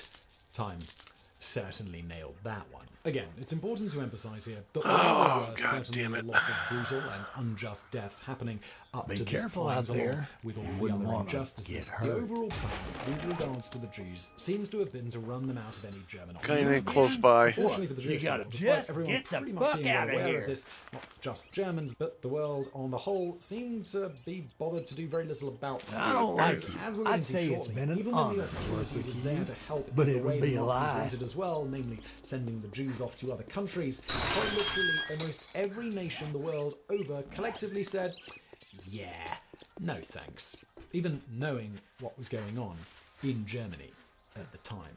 Although perhaps this shouldn't be so much of a surprise, given that even today this collective not my problem attitude with regards to accepting persecuted refugees from troubled nations is still very much a relatively common thing the world over.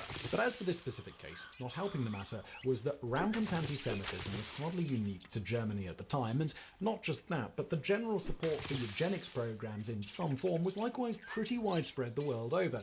For example, around this time, eugenicists in the US and elsewhere in the world were performing forced sterilization of the poor, sick, criminals, prostitutes, as well as forced abortions of pregnant women of ill repute or seen as inferior based on certain traits. Even the likes of Teddy Roosevelt, arguably one of the greatest humans to ever human, was in support of eugenics. For him, however, it had nothing to do with race. In fact, he was also unabashedly outspoken against people who judge people based on their race. For example, after being widely vilified for inviting Booker T. Washington to have dinner with him at the White House, Roosevelt's response to the extreme outcry, which included death threats, was simply, "I shall have him to dine as often as I please." He also said, "The only wise and honourable and Christian thing to do is to judge each black man and each white man strictly on his merits as a man, giving him no more and no less than he shows himself worthy to have." However, on the flip side, he also stated, when it came to eugenics, "I wish very much that the wrong breed could be prevented entirely from breeding, and when the evil nature of these people is sufficiently flagrant, this should be done. Criminals need to be sterilised and feeble-minded persons forbidden from leaving offspring behind." This stance was also supported by such famed individuals as Winston Churchill, Margaret Sanger, H.G. Wells, George Bernard Shaw, John Harvey Kellogg, and of course Adolf Hitler, among countless others. The eugenics movement was spurred on and given its name by Sir Francis Galton in 1883, inspired by Galton's half-cousin Charles Darwin's work. Over half a century later, leading up to World War II, things had evolved significantly all over the world on this front, such as famed Cornell professor and neurologist Foster Kennedy even going so far as to write in 1942, "I'm in favour of euthanasia for those helpless ones who should never have been born. Nature's mistakes." He also stated that if a child reached the age of 5 and was still defective by societal views, that the defective has no future or hope of one, then I believe it is a merciful and kindly thing to relieve that defective, often tortured and convulsed, grotesque and absurd, useless and foolish and entirely undesirable, the agony of living.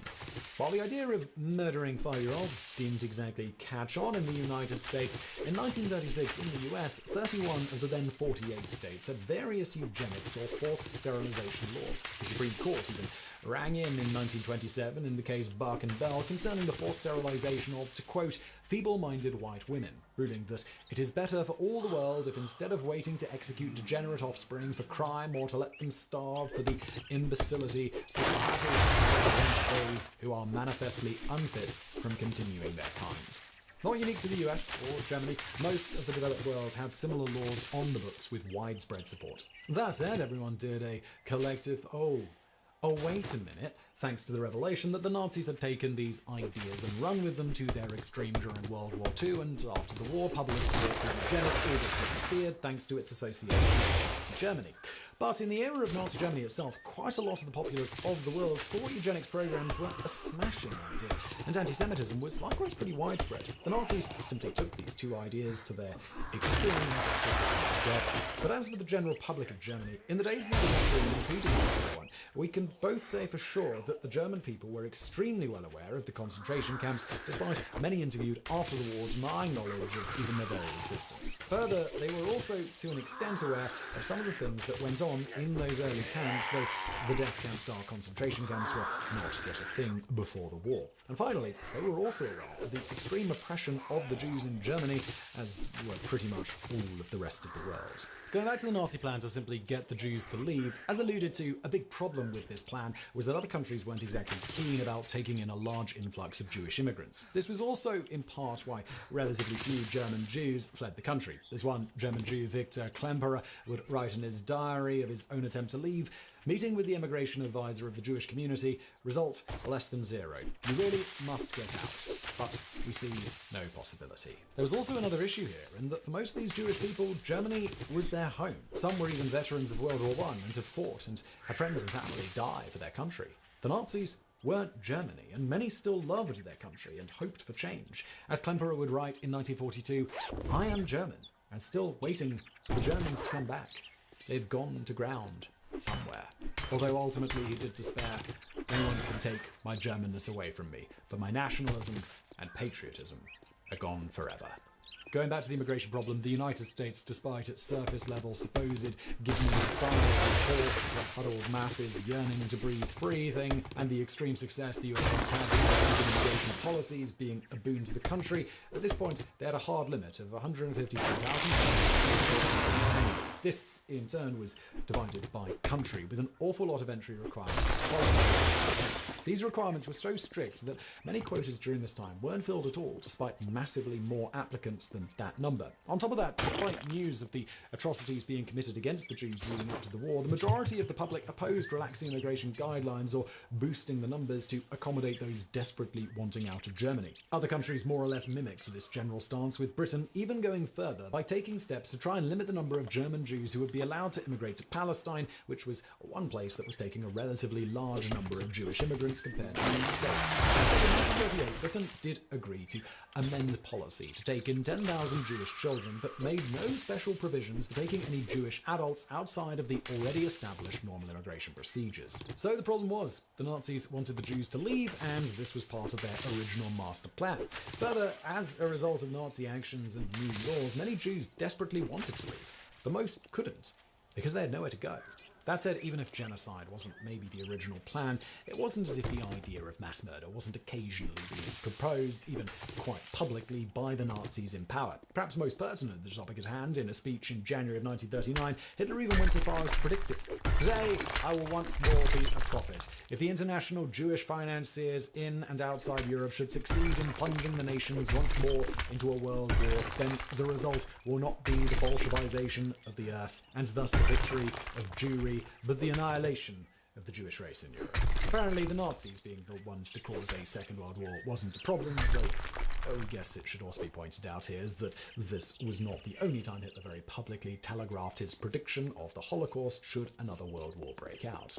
Of course, even with all of the propaganda and anti-Semitism, hating a culture or race or the like is one thing, but getting people to go along with mass murder of them, including children, is quite another, let alone getting the German public to go along with the idea of another major war so soon after a devastating one like World War I, which again saw over 2 million Germans dead, among an awful lot of other horribleness during and in the aftermath. Needless to say, the Nazis had a lot of creative storytelling to do. As such, first the Nazis did their utmost to convince everyone that the German brass were all about peace, but also made it clear they had a responsibility to protect Germans and thus needed to take up arms in order to protect the peace. As things progressed, they further pushed hard for the fact that they needed to defend against supposedly aggressive Poland, who were, according to them, mistreating ethnic Germans in that country. And not only that, they stated Poland was being extremely aggressive against Germany itself, flagrantly attacking, even though it turns out that several cited events of Polish aggressions against Germany were actually Nazi SS dressed as Polish soldiers. Perhaps the most famous of these attacks was on a German radio station the day before Hitler announced Germany would now retaliate because of these attacks, or as a defensive action. Once Germany actually invaded Poland, the German press were also instructed to not reference this as a war, nor even Germany invading Poland, but rather simply Germany repelling Polish attacks. They were further trying to ensure that it would be other nations, like Britain and France, who would be the ones to declare war first against Germany, which they did a couple of days later, and thus, once again, Germany was simply defending itself against other nations declaring war against them. As a discussion for the comments below, up to this point, would the Nazis and Hitler have been more or less able to get away with convincing Germans of all of this if they'd had the internet? On the one hand, more than ever, we all have access to hard and provable data. On the other hand, the spread of misinformation is perhaps greater than ever. I mean, let us know your thoughts. In any event, directly after Germany invaded Poland, the Nazi propaganda machine further inflamed the German people, citing nearly 60,000 ethnic Germans supposedly slaughtered by the Polish directly after. In truth, there was a mass slaughter of ethnic Germans in the country in response to the invasion, but the number was about 10 times smaller than the German media reported. Speaking of mass murder, while countless thousands of Jews were murdered either directly or via maltreatment prior to the more concerted implementation of the final solution, this more systematic mass murder didn't begin begin until around 1941, when decisions were likewise being made with regards to war with the Soviet Union, as we'll get to shortly. That said, when Poland was invaded, the Germans did round up thousands of Jewish Poles, along with a pretty amazingly large number of other Poles, and summarily shot them and threw them into mass graves. Around the same time, now finally having a place to put the rest of the Jews, they began deporting them to the newly invaded country and elsewhere as the Nazis spread across Europe. As to what the general public thought about these deportations, it was generally stated that the mass roundup of the Jewish people would simply see them resettled and used for labor purposes. As anti-Semitism was at its zenith, few seem to have had a huge problem with this. Although it should be noted again that publicly speaking out against all of this wasn't exactly a great way to make it so you didn't join them, so that no doubt also contributed to the lack of outcry. Of course, the Nazi brass were aware that the Labour Front story had some plot holes in it. You see, they were also unabashedly rounding up elderly and disabled Jews who were unlikely to be very helpful towards these ends. To get around the logical problem, the propaganda machine spun a tale that those unable to work, like the elderly, were being sent to residential communities where they would live out their days in peace. Once it was established in 1941, the brass publicising the existence of the Theresienstadt ghetto, which did, in fact, house a lot of elderly Jews, but conditions were intentionally made so bad that the populace would be sure to not take too long dying. In fact, over 30,000 of its residents are known to have died there, despite it not technically being a death camp. On top of that, what they didn't mention was that Theresienstadt eventually also served as a way station of sorts to the death camps. Speaking of Theresienstadt and the propaganda machine, in 1944, after hundreds of Danish Jews were deported there the year before, the Danish Red Cross and the International Red Cross were successfully able to convince the Nazis that they should be allowed to come inspect the ghetto to ensure its people were actually being treated well, contrary to what the world press were reporting I gotta listen to something different. And countless crimes against humanity. Sad Nazi Wanting to stories. put their money where their mouths were, the SS find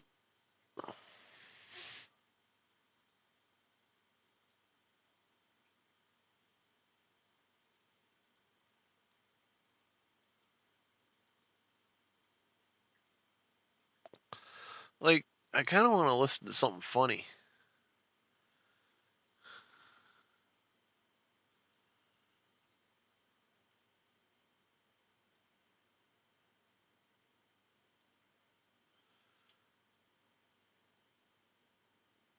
What is dramedy? I don't know what dramedy is.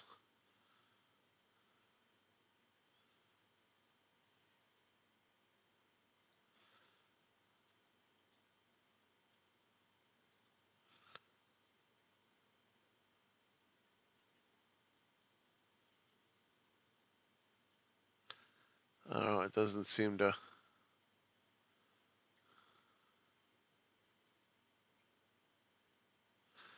New to me. What is that?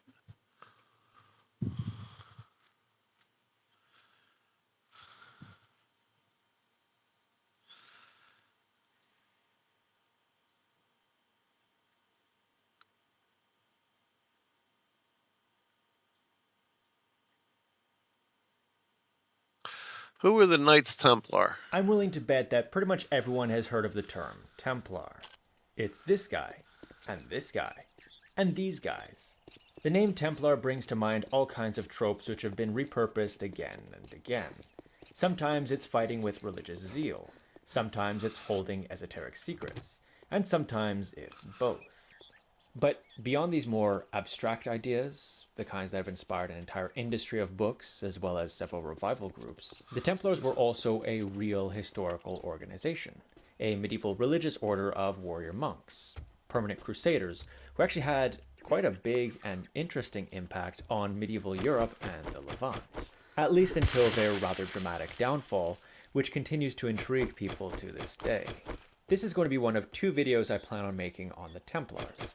In this one, I'm going to be talking about the real historical order, who they were, where they came from, what they did, and what happened to them. You know, the sort of things I typically talk about on this channel, being a medieval history education channel. In the next video, I'll be talking about something that's kind of hard to avoid whenever you talk about the Templars, and that's why are there so many Templar conspiracy theories? So the comments on that one will be interesting. But today we're focusing on medieval history, so without further ado, let's go back in time to the early 12th century.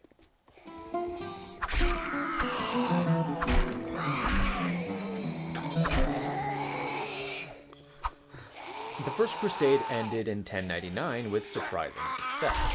The Christian armies had managed to conquer a great deal of land in the Levant, the area of the eastern Mediterranean coast, including the holy city of Jerusalem. The Crusaders were thought of as warrior pilgrims, traveling east to secure what they saw as the Holy Land for Christendom, and to make it safe for other pilgrims traveling to these sacred places. Now, most Crusaders returned home after 1099, but the newly founded Crusader states were still vulnerable, as were the unarmed pilgrims arriving in greater numbers, especially as they traveled across vast open roads to get to locations like the Jordan River, several days away from Jerusalem.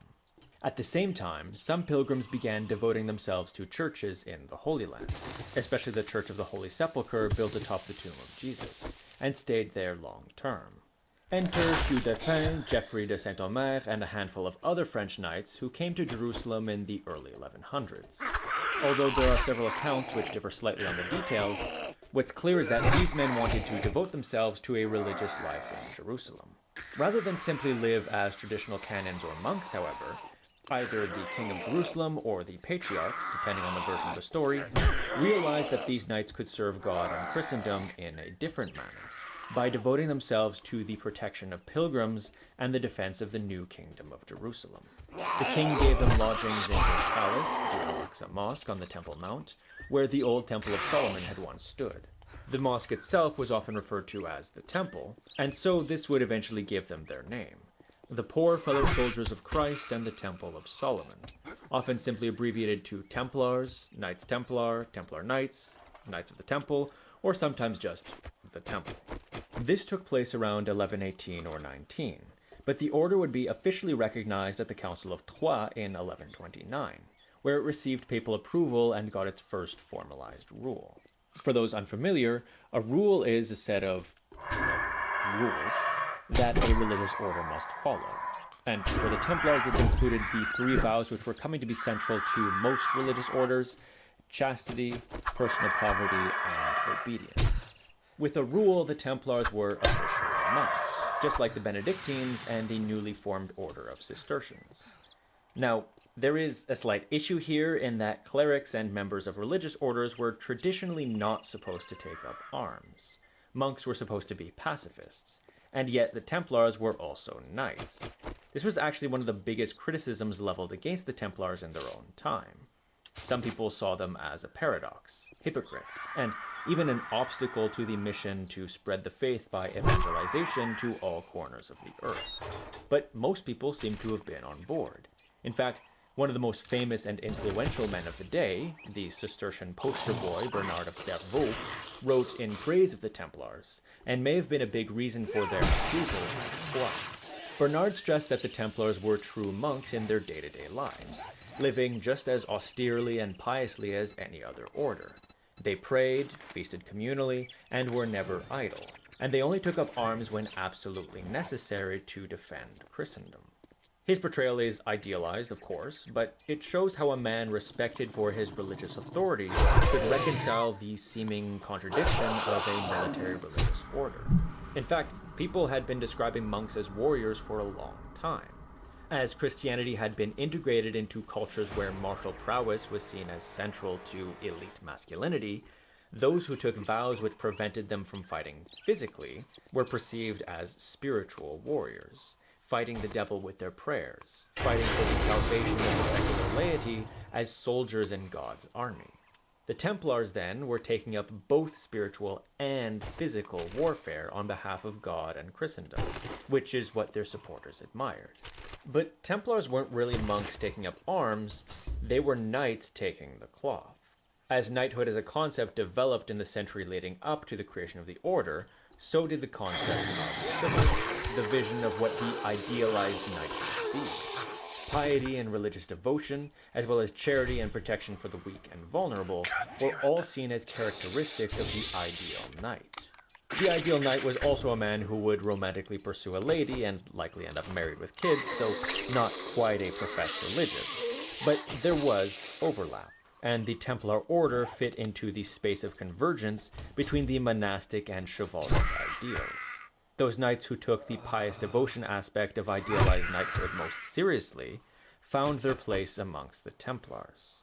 It should be no wonder then that there are plenty of Templars in medieval romance literature and epic poetry. They were often seen as the epitome of the pious knight, and were certainly the inspiration behind the Templeisen who guard the Holy Grail in the 13th century German poem Parzival. On the other hand, we also have several stories of lovesick knights running off to the Holy Land to join the order after the romantic interest married another man. Other military religious orders would also pop up later, taking inspiration from the Templars. Some, especially in the Iberian Peninsula, were knightly orders from the start, though they tended to be smaller. Others, like the Hospitallers and the Teutonic Knights, started out as caretakers for the sick and poor at hospitals in the Holy Land, and eventually gained the additional role of defending Christendom. Bernard of Clairvaux's contemporary, the Cluniac monk the Venerable, called the Templars monks by virtue and knights by deed. But what did that entail? What was life like as a Templar? Well, as I just noted, they were monks, and they were expected to live like monks. This means they lived a simple and austere communal lifestyle in convents, called commanderies, and prayed the divine office every day. Of course, that's easier to do when you're a Benedictine monk living your entire life in a cloister. Templars were often on the move, especially in the East, so simply reciting a few Our Fathers was sometimes considered enough. As noted before, they also took the triple vows of chastity, poverty, and obedience. This means no relationships with women. Sorry, James Purefoy and Ironclad. And also Dante in the Dante's Inferno video game, who is a Templar for some reason, and apparently married to Beatrice. It also means no personal possessions, with everything you use belonging to the order as a whole. And it means absolute obedience to your superiors in the order. And speaking of superiors, every commandery had its own commander, who was the equivalent of a prior or an abbot. The commandery's knights regularly met in meetings called the chapter, and in order for a new member to join a commandery, they needed to have the unanimous approval of its chapter. Regionally, commanderies were organized into provinces, each with their own provincial master, or grand commander, and eventually his approval would also be needed for new members to join a commandery in his province. In some cases, provinces could be grouped under another master as well, but at the very top of it all was the Grand Master of the Order, who was based first at the Temple in Jerusalem, and then at Acre after Jerusalem's fall in 1187. The Grand Master was subject only to the Pope, and had final authority on matters within the order, though there was an expectation that he would rule with the consent of his brothers, especially his own convent, which most of them did. But grand chapter meetings, which assembled commanders from far and wide, were mostly really advisory councils, with all power stemming from the Grand Master and his convent. Grand Masters were appointed for life at a special chapter attended by the Knights. Now, the Templars existed to defend and secure the Holy Land, but there were commanderies all over Europe. Most Templars joined the order through a commandery close to home, after which many would head east, often quite young, in order to serve in the Holy Land. Then, after several years, a knight might go back west and eventually serve as a commander, with them moving around from commandery to commandery every few years as they held various offices, possibly going back and forth from east to west. The historian Alan Forey suggests that this, quote, possibly helped to reduce the likelihood of tension within the house, and to emphasize that offices were a responsibility rather than a reward. Still, some spent their entire careers in either the East or the West. There was no one-size-fits-all career path, and it largely depended on circumstances as well as your social class. Like much of the rest of the medieval world, the Templar order was stratified. There were 3 categories of members of the order: knights, sergeants, and priests. Knights are the ones that we typically think of when we imagine Templars. They wore the classic white mantles with the cross. In fact, although all members wore the red cross, only knights were allowed to wear white, the only exception being priests who became bishops. The rest wore black or brown mantles, meant to clearly differentiate. The knights were the most prestigious and the ones in charge. In order to be a Templar knight, you had to be the legitimate son of a knight or other nobleman. The vast majority of commanders and other high office holders were knights. And for the most part, only knights shit! They caught up There fast! were also secular knights blacksmithing, Oh, holy and crap. but they weren't just members. And the Templars also employed squires, who were likewise not their members, though both take certain temporary vows and live a semi-monastic lifestyle for the duration of their service. Oh, man. Sergeants were the most numerous in the order, and they could come from any social class as long as they were free, so no serfs or slaves. They performed all kinds of jobs, either as sergeants at arms, Alright, hang on. I'm going to run out for a minute. or Grab sergeants in something to service, eat. who I will might be right back. merchants, artisans, I'm not accountants, logging off, administrators, so. or even simple laborers. Some could end up as commanders, but even sergeants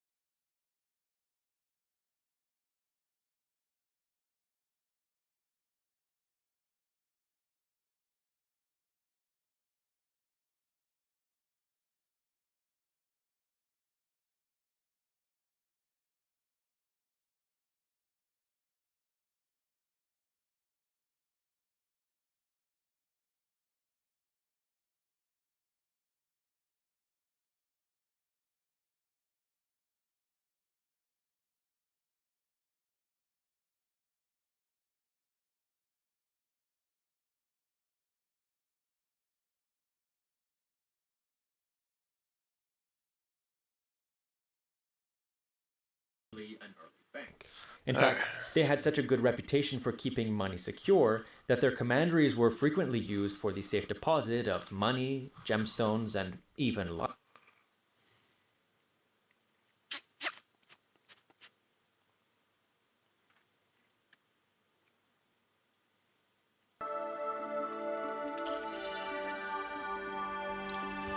Hey guys, welcome to the Liberal Hive Mind, a channel solely focused on exposing the abundant hypocrisy of the left. And here's the meme of the day, brought to you by 5mind.com. Okay, well, you know, I don't dictate the news cycle. As much as I wish I could steer the public conversation, I'm simply just a small fry here. I'm just going with the flow, and well, the flow is a little bit jagged, quite wavy and turbulent, which I'm not exactly running away from. In a way, I kind of enjoy it, but you gotta admit the news cycle these days is a little bit controversial. We're not talking about boring legislation or, you know, boring political debates. I'm actually logging out for the evening. I'm going to go out and have a drink.